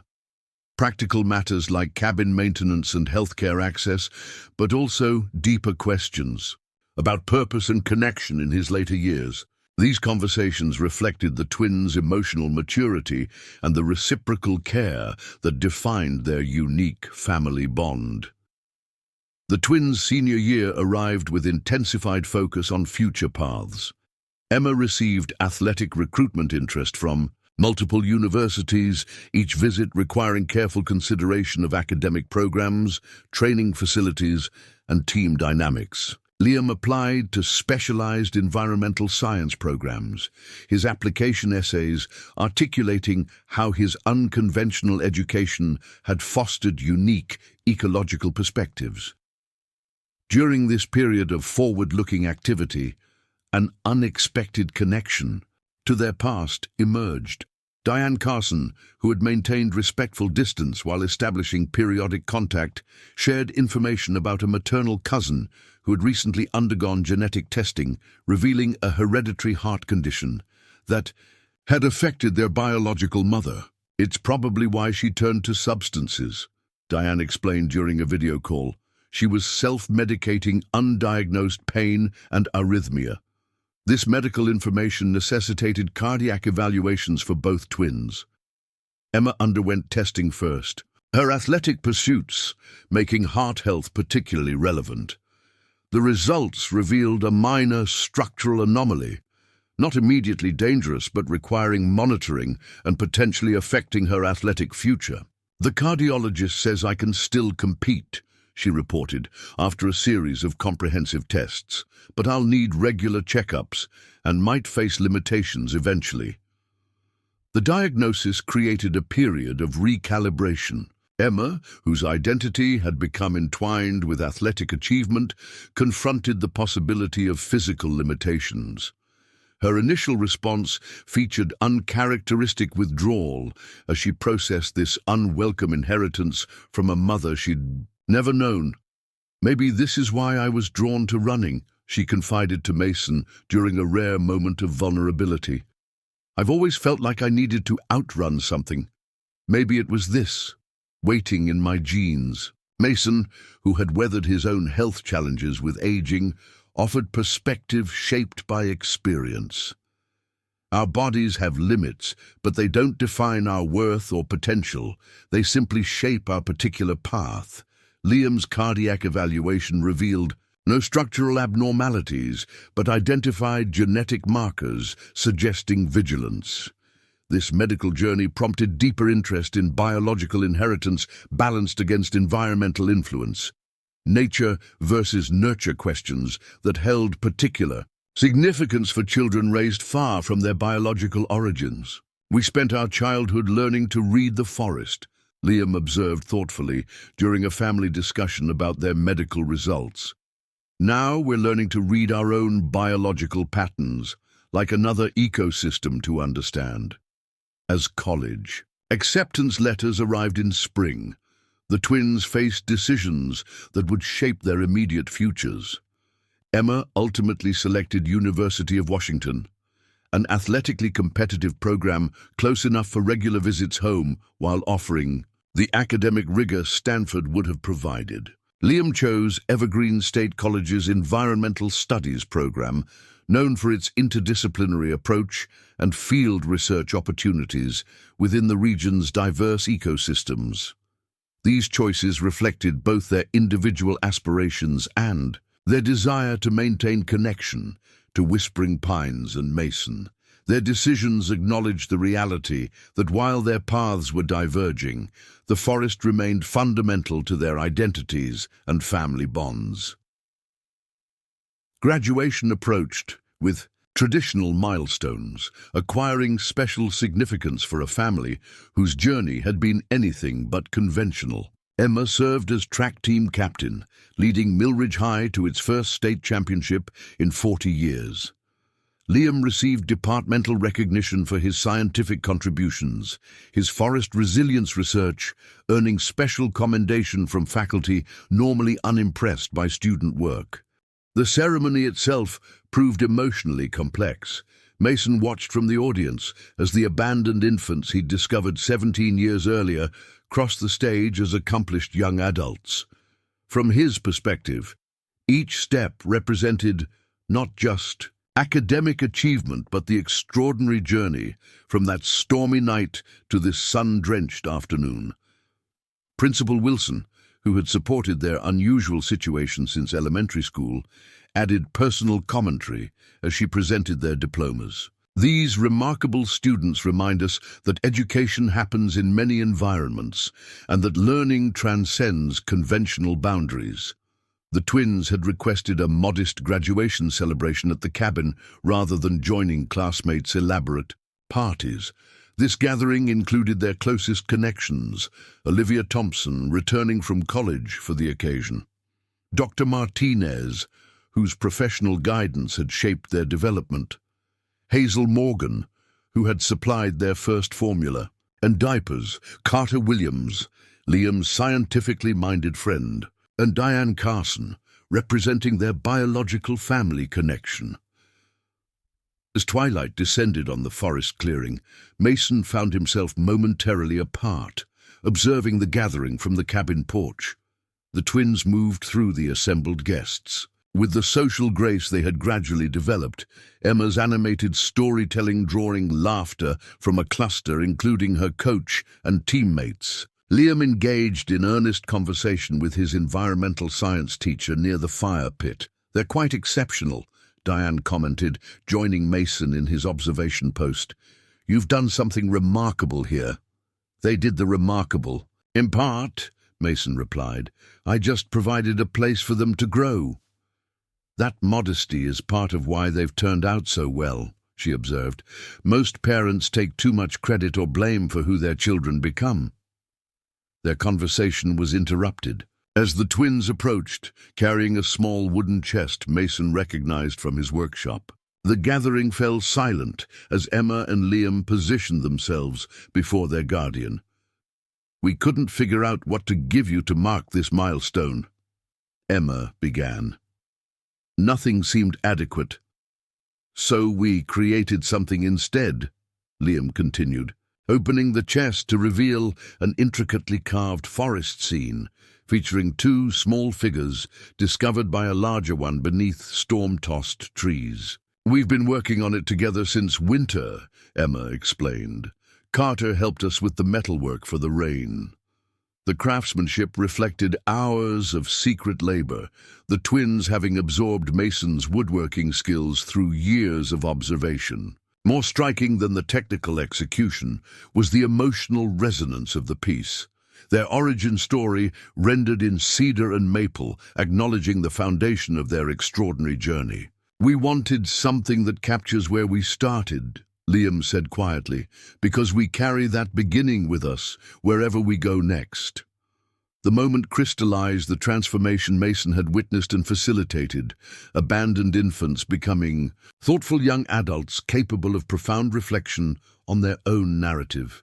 The chest represented not just artistic achievement, but their integration of past, present, and future into coherent identity. Summer, following graduation, brought practical preparations for college transition. Dorm supplies were purchased, course schedules arranged, and financial aid details finalized. The twins participated in pre-semester orientation programs that would facilitate their adjustment to campus life after their unusual upbringing. These logistics unfolded against the backdrop of deeper preparation, the emotional readying for separation that all families experience, intensified by their particularly interdependent history. Mason focused on practical skills the twins might need in conventional settings, while the twins concerned themselves with ensuring Mason's well-being during their absence. "We've arranged for Hazel's grandson to help with firewood and heavy maintenance," Emma informed Mason after secretly organizing support systems. "And Dr. Martinez will check in weekly." "I've programmed emergency contacts into your new phone," Liam added, having insisted on upgrading Mason's communication technology, "and set up automatic reminders for your appointments." Mason accepted these arrangements with grace, recognizing that the twins' concern represented love rather than doubt in his capabilities. Their role reversal, children now caring for the guardian, reflected natural evolution of family relationships across time. "I managed before you arrived, and I'll manage while you're learning," he assured them. The cabin will be waiting. Whenever you return. August arrived with inevitable momentum, bringing a moving day for both twins. University of Washington's athletic program required Emma's early arrival for cross-country training, while Liam's environmental program began, with a week-long field orientation in coastal ecosystems. Their departures, scheduled just 2 days apart, compressed emotional transitions into a concentrated period. Emma's departure came first, her belongings packed into Mason's truck with characteristic efficiency. The drive to Seattle unfolded with conversation alternating between practical reminders and reminiscences of forest adventures that had shaped her development. "Remember when you taught me to find north using only natural indicators?" she asked as they approached the university campus. "I didn't understand why it mattered until we got separated during that thunderstorm. You found your way back using moss patterns and prevailing wind indicators," Mason recalled. "You were only 9. "I'll navigate campus the same way," she promised as dormitory towers appeared on the horizon. Different environment, same principles. The actual goodbye proved surprisingly brief. Emma had never been one for prolonged sentiment. A fierce hug, whispered gratitude, and she was striding toward her residence hall, pausing once to wave before disappearing into the flow of incoming students. Mason watched her integration begin, marveling at her immediate engagement with teammates, who recognized her from recruitment visits.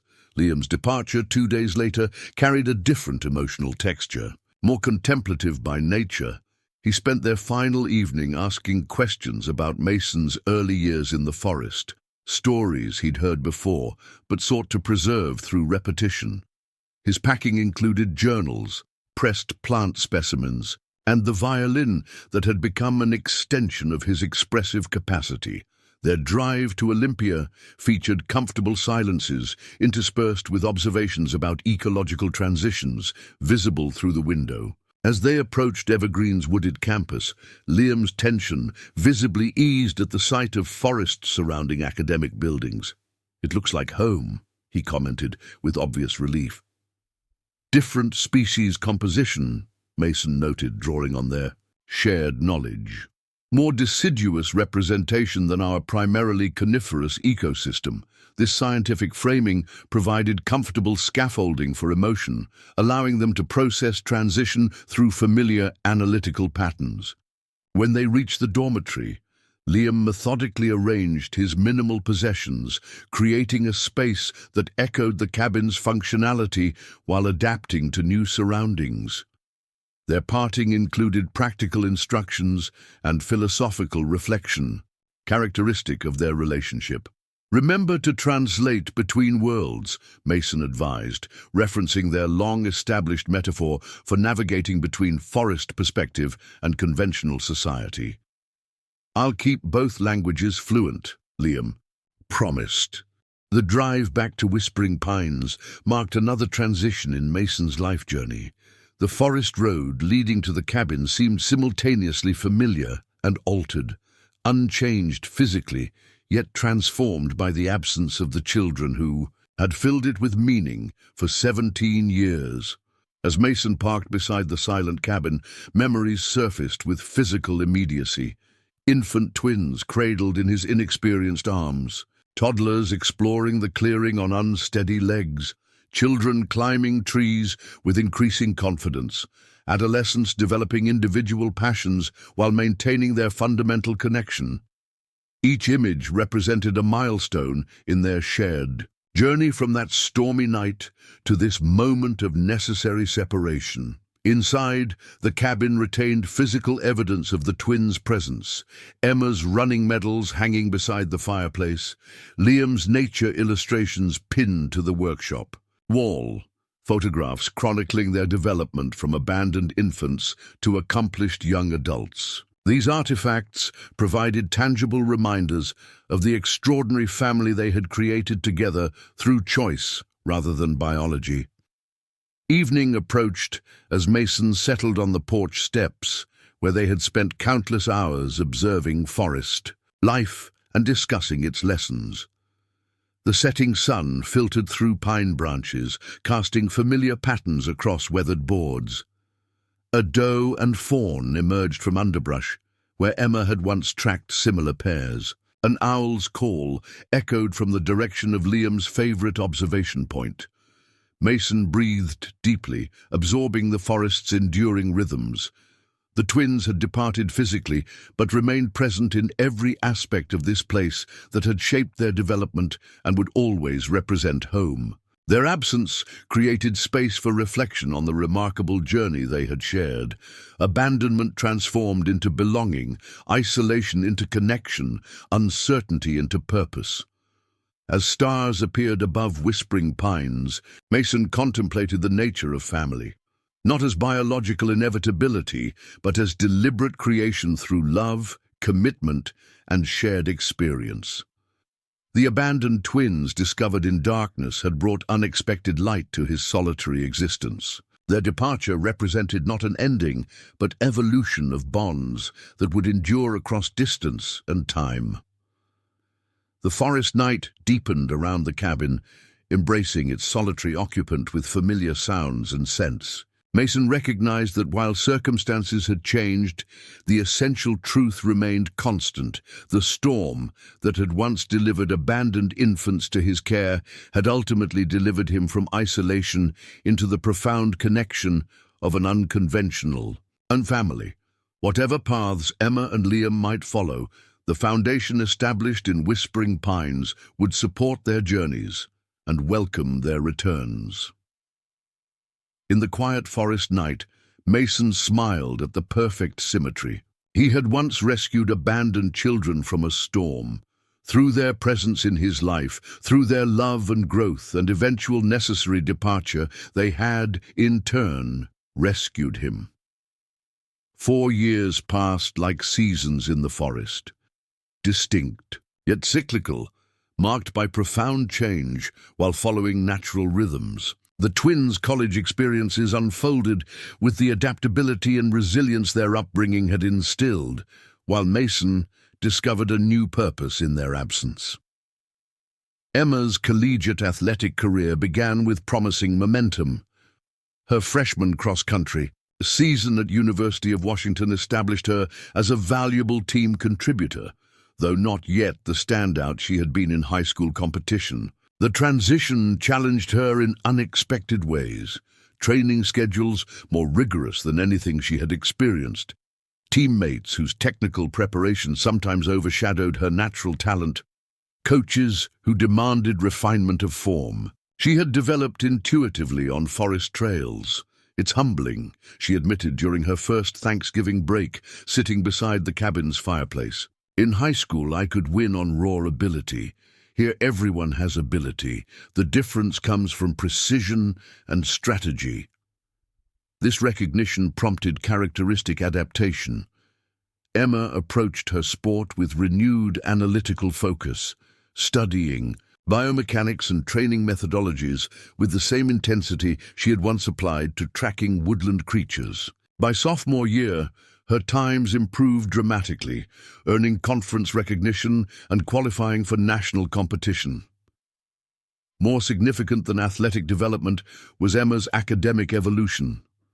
Initially declaring a general studies major, she discovered an unexpected passion for environmental policy after a required course on natural resource management. The field combined her intimate knowledge of ecosystems with emerging interest in how human systems interact with natural ones. I realized I could translate between worlds in ways most people can't, she explained during a winter break conversation with Mason and Liam. I understand forest systems from experience, not just textbooks, but I'm also learning how policy decisions get made.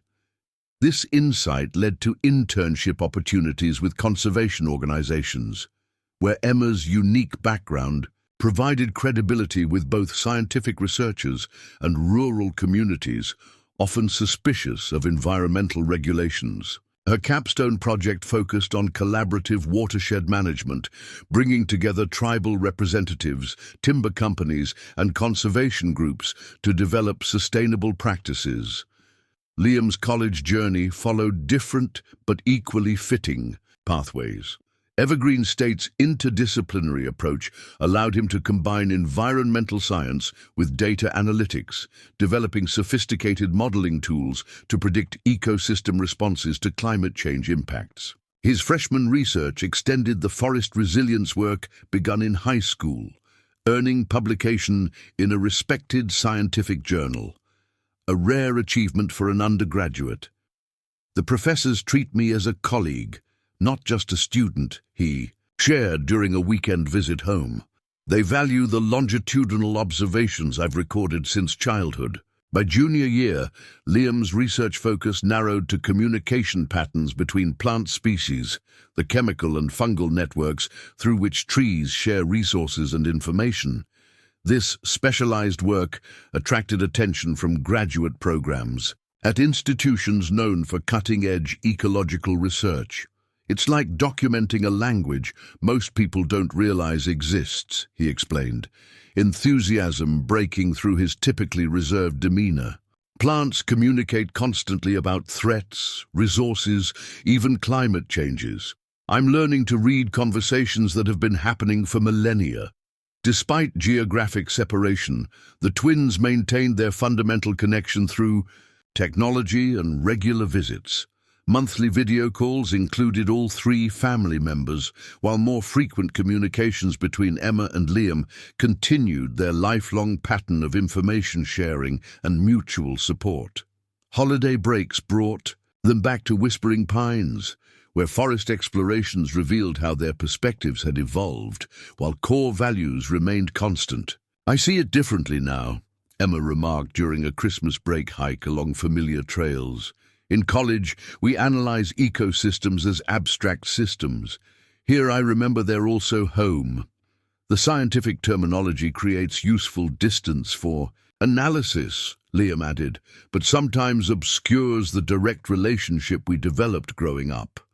These insights reflected their growing integration of academic knowledge with lived experience, the unique synthesis that made them simultaneously exceptional students and grounded individuals. Their professors recognized this quality without fully understanding its origins, attributing it to exceptional parenting rather than their extraordinarily unconventional upbringing. While the twins flourished in academic environments, Mason discovered unexpected renewal during their absence. The silence they left behind initially amplified his awareness of aging and solitude. Simple tasks required more time as arthritis limited dexterity. Winter nights seemed longer without evening reading sessions and philosophical discussions. This transition period prompted honest reassessment of his capabilities and needs. With characteristic pragmatism, Mason acknowledged that maintaining the remote cabin alone presented increasing challenges. Rather than abandoning their forest home, he implemented adaptations, solar system upgrades to ensure reliable electricity, satellite internet installation for emergency communication, accessibility modifications to accommodate his changing physical abilities. More significant than physical adjustments was Mason's social reconnection. The community connections established during the twins' school years expanded rather than diminished. After their departure, his exceptional woodworking gained recognition through a display at Millridge's Summer Art Festival, leading to commission requests that provided both income and creative outlet. "Your pieces capture something essential about the forest," observed Catherine Reynolds, the festival organizer who became a frequent visitor to the cabin. "They contain wilderness balanced with perfect functionality." This professional relationship gradually evolved into a deeper connection. Catherine, a widow whose children had established independent lives on opposite coasts, shared Mason's appreciation for solitude, balanced with meaningful engagement. Their friendship developed through shared meals, forest walks, and philosophical conversations reminiscent of his discussions with Samuel years earlier. "The twins worried about you being alone," Catherine noted one evening as they shared tea on the cabin porch. "They'd be pleased to see you've created new connections." Mason's relationship with Catherine represented not replacement for family, but expansion of his human ecosystem. Like the forest itself, his life continued adapting to changing conditions while maintaining essential character. The twins' senior year arrived with important transitions looming. Both received graduate school acceptances, Emma to University of California, Berkeley's Environmental Policy Program, Liam to Cornell's Ecology and Evolutionary Biology Department. These prestigious opportunities represented both achievement and greater geographic dispersal, prompting family discussion during spring break of their final undergraduate year. "I could defer for a year," Emma suggested, as they gathered around the kitchen table that had witnessed countless family discussions. "Take some time to be here before moving farther away." "You shouldn't pause your momentum," Mason countered gently. "The cabin isn't going anywhere."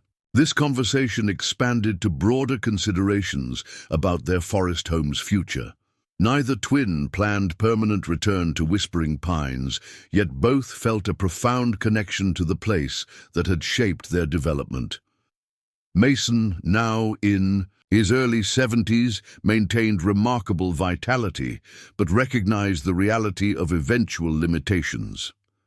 "We should discuss long-term planning," Liam suggested with characteristic foresight. "Ensuring this place remains protected regardless of circumstances."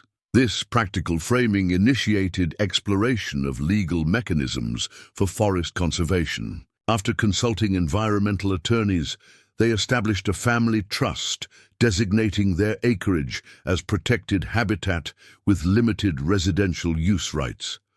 This arrangement balanced preservation with continued connection, ensuring Whispering Pines would remain both a wildlife sanctuary and family touchstone, regardless of their physical presence. "The forest raised us alongside Mason," Emma observed during the trust signing. "This guarantees it can nurture future generations, whether they're our children or just wildlife." Graduation approached with distinctive ceremonies marking their achievements. Liam received departmental honors for research excellence, presenting his findings at a symposium attended by leading ecologists. Emma's senior project earned university-wide recognition for innovative community engagement, bringing tribal representatives to campus for collaborative watershed planning sessions. Mason attended both events, pride tempering awareness that these accomplishments would carry the twins further from Whispering Pines. Catherine accompanied him, providing both practical support with travel logistics and emotional companionship during this bittersweet transition. "They navigate different worlds with remarkable grace," she observed after Emma's presentation. "That's your influence, showing them how to maintain authentic connection to nature while engaging with conventional society." "They taught me as much as I taught them," Mason replied. "Perhaps more." Summer following graduation brought the twins home for extended reconnection before graduate programs began. These weeks unfolded with a satisfying rhythm. Mornings dedicated to cabin improvements and forest exploration, afternoons spent sharing knowledge gained during college, evenings filled with reflective conversations about their evolving identities and aspirations. During this period, Emma made a significant personal announcement, introducing her partner James during a weekend visit. A fellow environmental studies major with Indigenous heritage and natural resource management experience, James shared her commitment to balanced ecosystem stewardship while bringing complementary cultural perspectives. "We met during my watershed, a project," Emma explained as James helped prepare dinner in the cabin's small kitchen, moving with comfortable familiarity in the rustic space. He taught me to see water as a relation rather than just a resource. Mason observed their interaction with appreciation for Emma's choice. Her partner demonstrated both respect for their unconventional family and genuine connection to values that had shaped her development. Their relationship reflected Emma's integration of forest upbringing with an expanded worldview, maintaining an authentic core while embracing a wider perspective. Liam's personal journey followed different patterns. While developing meaningful friendships through research collaborations, he maintained the thoughtful reserve that had characterized him since childhood. His connection with a fellow ecological researcher named Michael had evolved from professional respect to personal significance, though he described it with characteristic understatement as still developing. "Some relationships grow like old-growth forests," he explained when Emma teased him about cautious pacing. "Slowly, but with deep roots."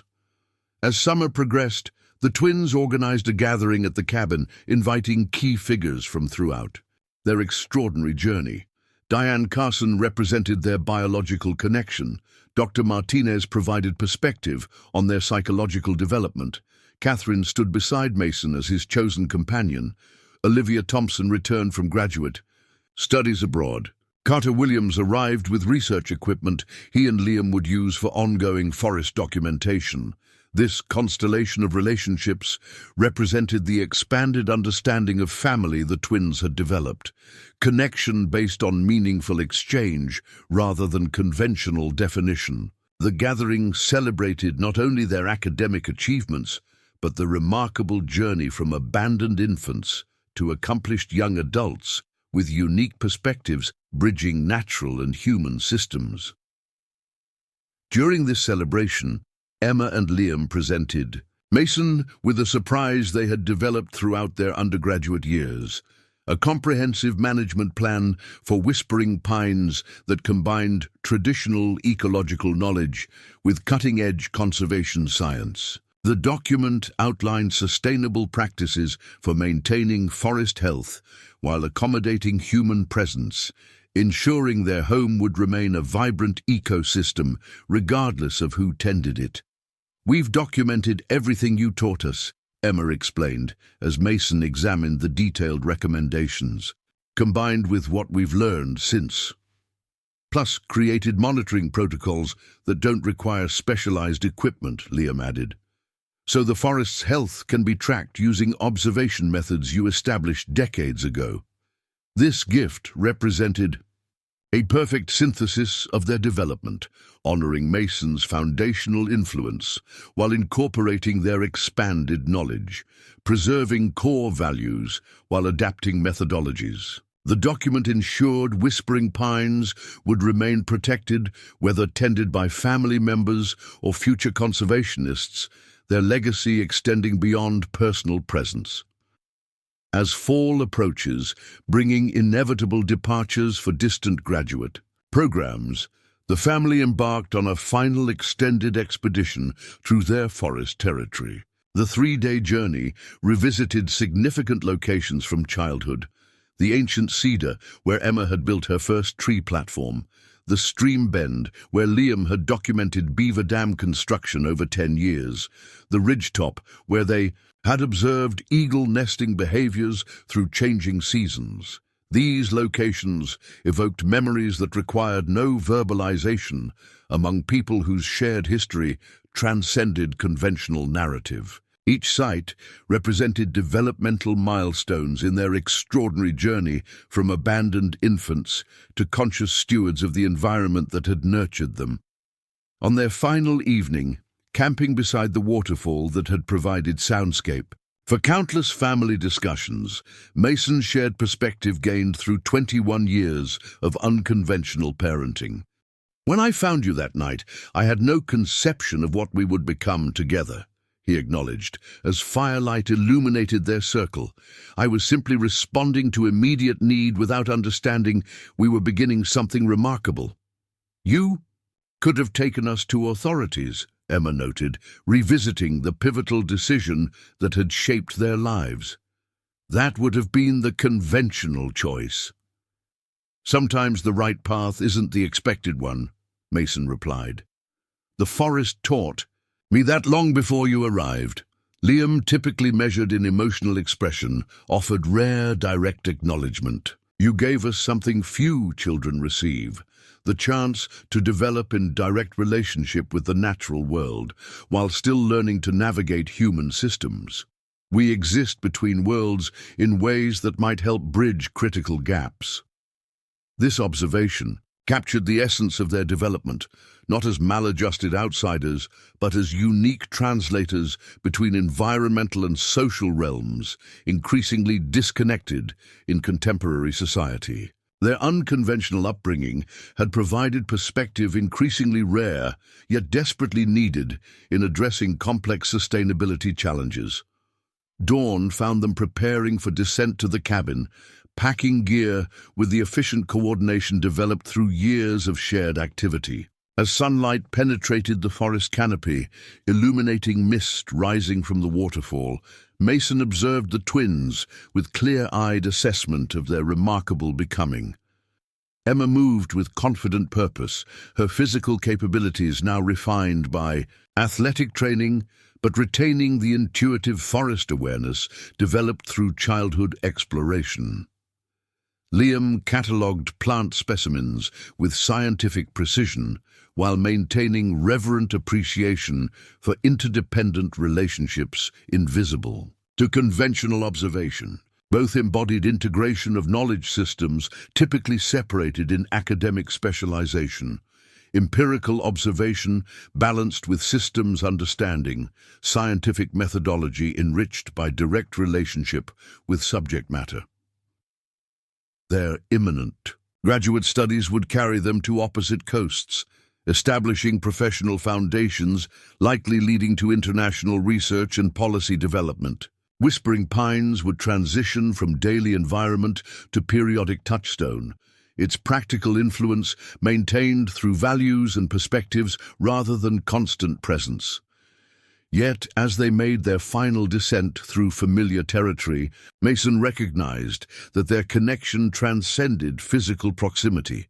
The twins' bond with each other and with him had evolved from dependency to chosen affiliation maintained across distance by shared values and experiences. The forest that had witnessed their extraordinary development remained the living embodiment of their connection, continuing its cycles of growth, adaptation, and renewal, regardless of human presence or absence. Approaching the cabin clearing, they paused as a family of deer crossed their path, a mother and twin fawns moving with delicate precision through dappled sunlight. The parallel required no verbalization among people whose lives had been transformed by similar coincidence of need and response, vulnerability and protection, circumstance and choice. Mason watched as Emma and Liam exchanged glances containing entire conversations developed through lifetime connection. Whatever paths they followed from this point forward, whatever professional achievements or personal relationships they developed, they would carry within them the extraordinary foundation established in Whispering Pines, not simply as memory, but as living perspective that would inform their contributions to a world increasingly disconnected from its ecological foundations. The cabin appeared through clearing mist, its weathered structure representing both past security and future. Anchor point. Smoke rose from the chimney where Catherine had remained to prepare their return meal, symbolizing the expanding connections that enriched rather than diluted their unconventional family bonds. As they crossed the threshold between forest and clearing, Mason recognized perfect symmetry in their journey. The storm that had once delivered abandoned infants to his solitary existence had ultimately created a family defined not by conventional structure, but by profound connection to each other and to the natural world that had shaped their remarkable becoming.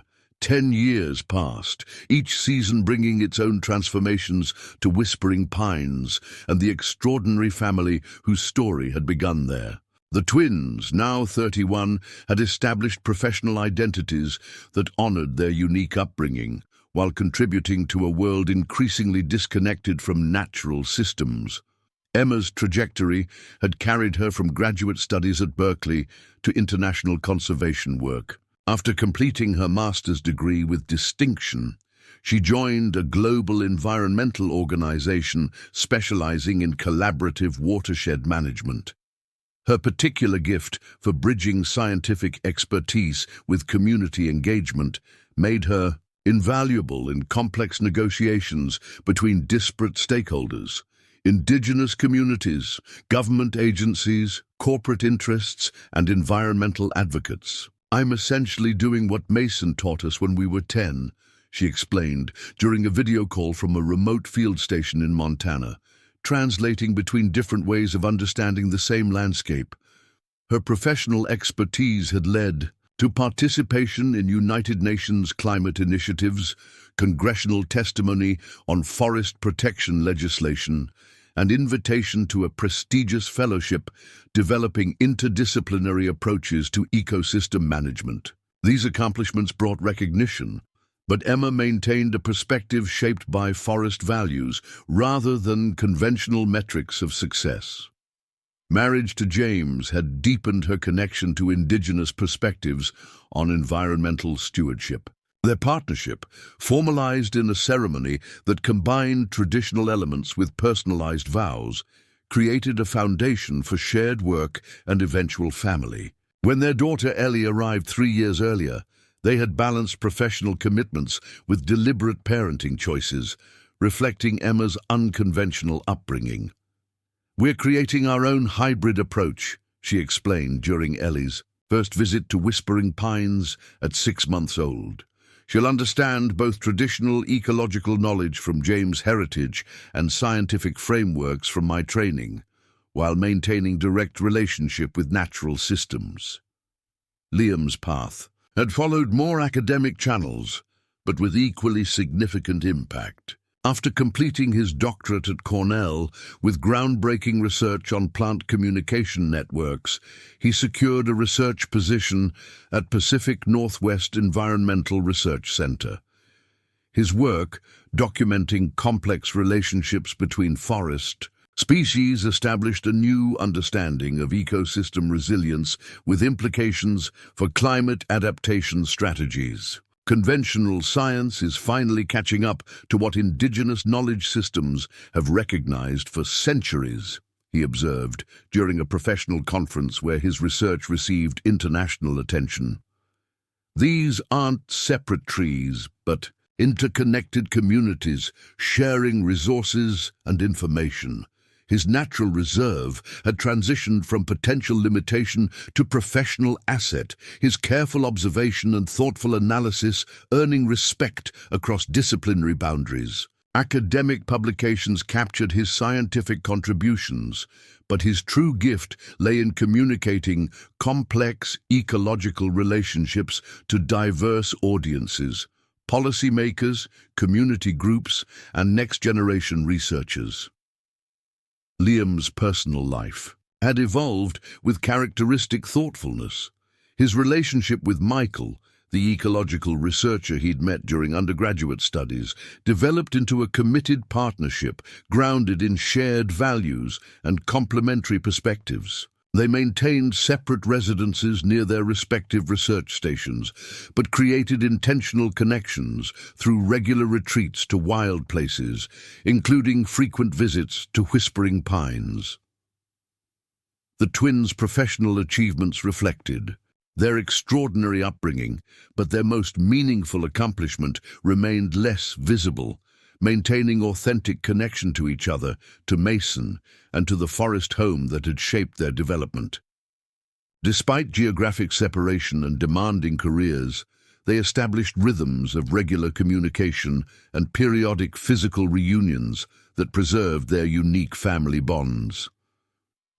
Mason, now approaching his 80s, had navigated his own transitions with characteristic resilience. Physical limitations required adaptations to his forest lifestyle, but technological innovations and community support enabled continued residence at the cabin. Solar power improvements provided consistent electricity, satellite internet maintained connection with the twins. Monthly supply deliveries reduced the need for challenging trips to town.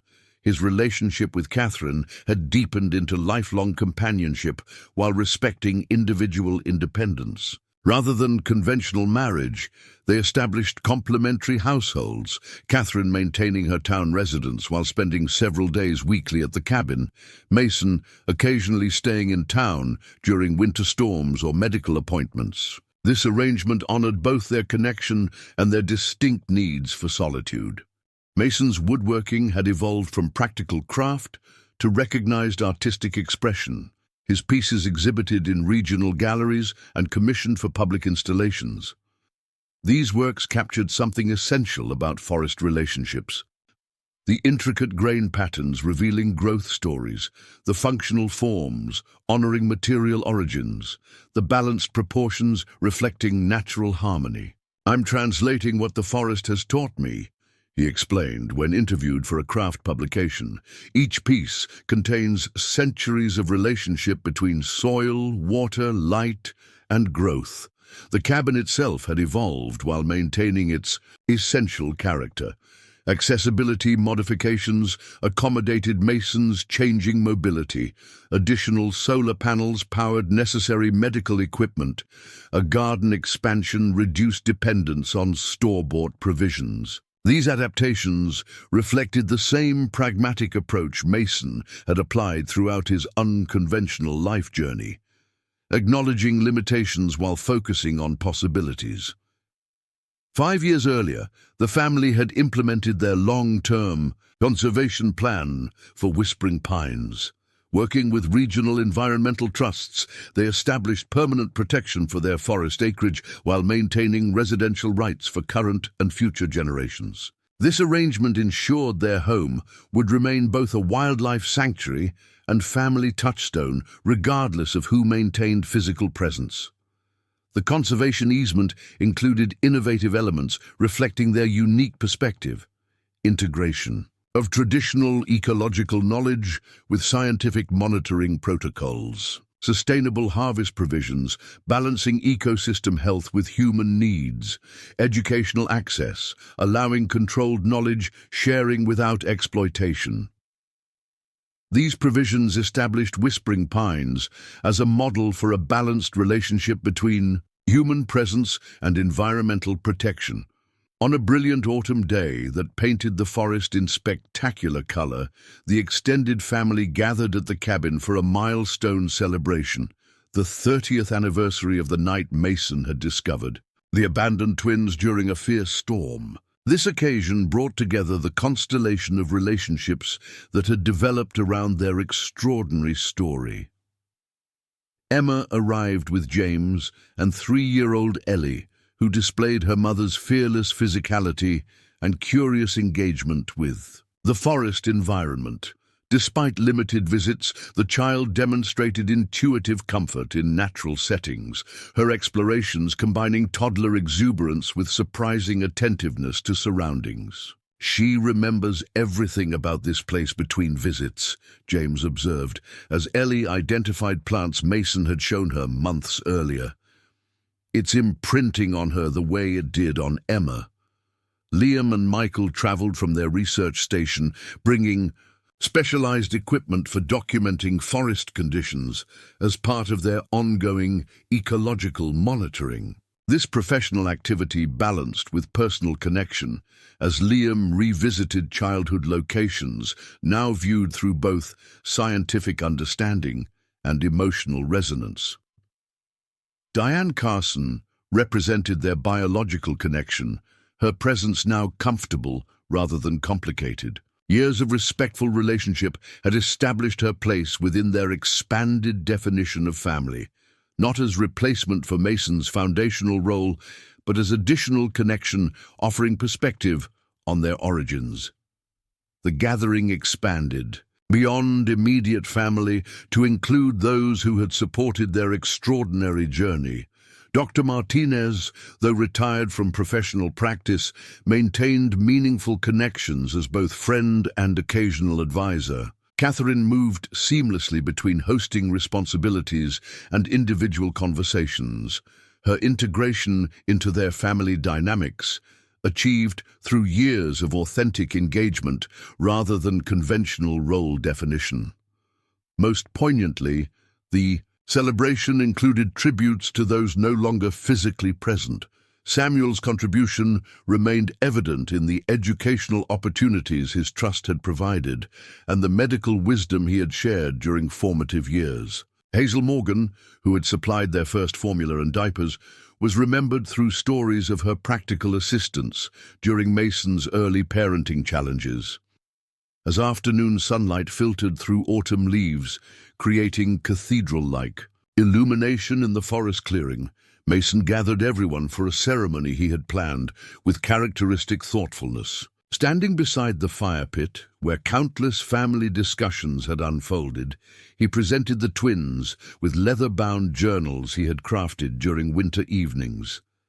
"These contain the complete story of our beginning," he explained, hands slightly trembling as he transferred the volumes. "Not just what happened that night, but my thoughts and fears during those early years, the questions I couldn't answer then, the moments that transformed us from strangers into family." The journals represented Mason's most comprehensive reflection on their extraordinary journey, not scientific documentation like Liam's ecological records, nor policy framework like Emma's management plans, but intimate narrative capturing emotional truth behind external events. His gift acknowledged the twins' maturity and their right to complete understanding of origins that had shaped their remarkable development. "I've waited until you established your own life narratives before sharing mine," he explained. "So you could integrate this information from a position of strength rather than uncertainty." This exchange prompted storytelling that continued into evening, narratives flowing across generations as family members shared perspectives on pivotal moments. Emma recounted the first day of school from her childhood viewpoint. Liam described his initial violin lessons with renewed appreciation for Samuel's patience. Mason revealed challenges he had shielded them from during financially difficult periods. These interwoven stories created comprehensive understanding no single perspective could provide, the multifaceted truth of their extraordinary family journey. Young Ellie absorbed these narratives with wide-eyed attention, occasionally contributing observations that demonstrated surprising comprehension of family connections being described.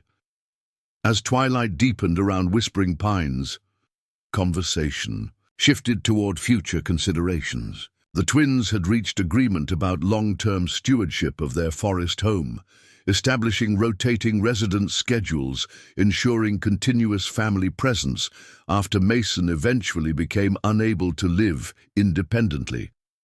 This arrangement honored his wish to remain in place as long as physically possible while providing practical support structure. "The cabin needs human presence," Emma noted, articulating understanding developed through lifetime connection. Not just for maintenance, but for relationships. Forests recognize their human partners when interaction remains consistent. This perspective reflected their unique integration of scientific understanding with intuitive awareness, recognition that ecosystems respond to human presence in ways conventional research was only beginning to document. Their commitment to maintaining physical connection with Whispering Pines transcended sentimental attachment, representing practical application of ecological principles they had internalized through extraordinary upbringing. As night fell completely, the family migrated to the cabin porch for their traditional stargazing ritual. 3 generations tilted faces toward the spectacular cosmic display visible without light pollution. Mason and Catherine settled in well-worn chairs, Emma and James with Ellie between them on a blanket, Liam and Michael leaning against porch railings, Diane and Dr. Martinez, completing their expanded family circle. Conversation flowed easily between scientific terminology, Liam identifying constellations with precise astronomical references and cultural frameworks. James, sharing indigenous star stories that contained encoded ecological knowledge. This multilingual approach to understanding reflected the twins' lifelong experience, translating between different knowledge systems. Mason observed this intergenerational exchange with profound satisfaction. The abandoned infants he had discovered 30 years earlier had become not only successful professionals, but authentic human beings, grounded in values their unconventional upbringing had instilled. Connection to natural systems, resilience. Through adaptation, family bonds defined by choice rather than convention. More significantly, they were transmitting these values to the next generation through both direct teaching and lived examples. Young Ellie would inherit not just protected forest acreage, but the entire worldview, integrating scientific understanding with experiential knowledge, academic frameworks with traditional wisdom, technological innovation with natural rhythms. As the evening progressed, Emma shared news she had reserved for this gathering, expectation of a second child in spring. This announcement prompted celebration tinged with poignancy as family members recognized Mason might not witness this grandchild's development with the same vitality he had brought to Ellie's early years. "The forest will know them even if I don't," he responded with characteristic perspective, acknowledging mortality without fear.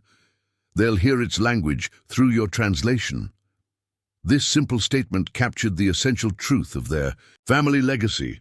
Not physical inheritance, but transmission of unique perspective, bridging worlds increasingly separated in contemporary society. Their extraordinary origin story had created the foundation for ongoing connection between human experience and natural systems when such integration was critically needed. Late night found Mason momentarily alone on the porch after others had retired to various sleeping arrangements throughout the cabin and adjacent tent platforms. The forest surrounded him with familiar sounds, owl calls marking territory, creek water navigating ancient pathways, wind moving through canopy with distinctive harmonics. His reflections were interrupted by Emma's quiet return, her approach, nearly soundless after a lifetime of forest movement. Without need for preamble, she settled beside him in comfortable silence that had characterized their relationship through decades of shared experience. "I've been reading the journals," she finally said, voice gentle in the darkness. "I never fully understood what you sacrificed to keep us." Mason considered his response carefully. "Sacrifice implies losing something valuable. I only exchanged one life for another that proved immeasurably richer. Still, you altered your entire existence for children you'd never met. Most people wouldn't make that choice. Perhaps they would if they understood what's possible beyond conventional boundaries," Mason replied. "The storm that brought you to me ultimately delivered exactly what I needed without knowing I needed it." This exchange distilled 3 decades of extraordinary family journey into essential truth, that seemingly random circumstance had created possibility for transformation benefiting everyone involved.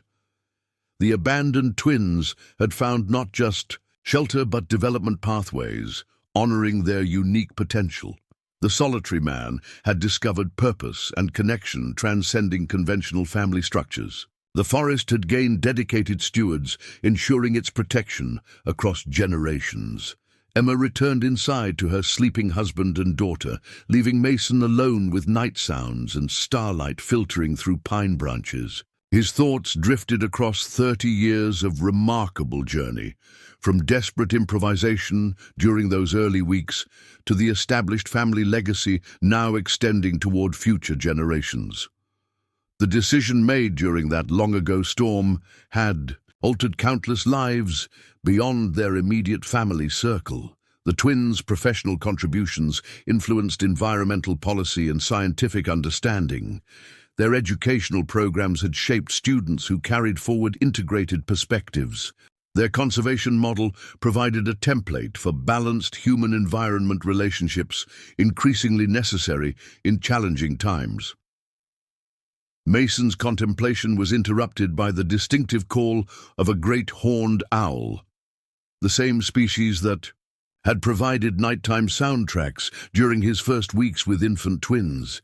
The familiar sound connected past and present in perfect continuity, transcending individual lifespans through ecological persistence. This recognition brought profound contentment as Mason prepared to join Catherine inside. Whatever challenges aging might present in coming years, whatever transitions their unconventional family might navigate, the essential legacy had been secured, not through conventional inheritance, but through transmission of unique perspective, bridging human systems with natural wisdom. As he rose from his chair, movement in the forest clearing caught his attention. A doe and twin fawns emerged briefly from protective underbrush, their forms silvered by moonlight before disappearing into deeper forest.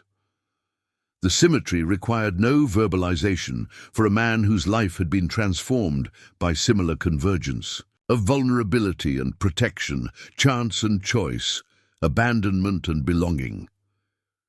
Mason smiled at the perfect circularity as he crossed the threshold into the warm cabin interior.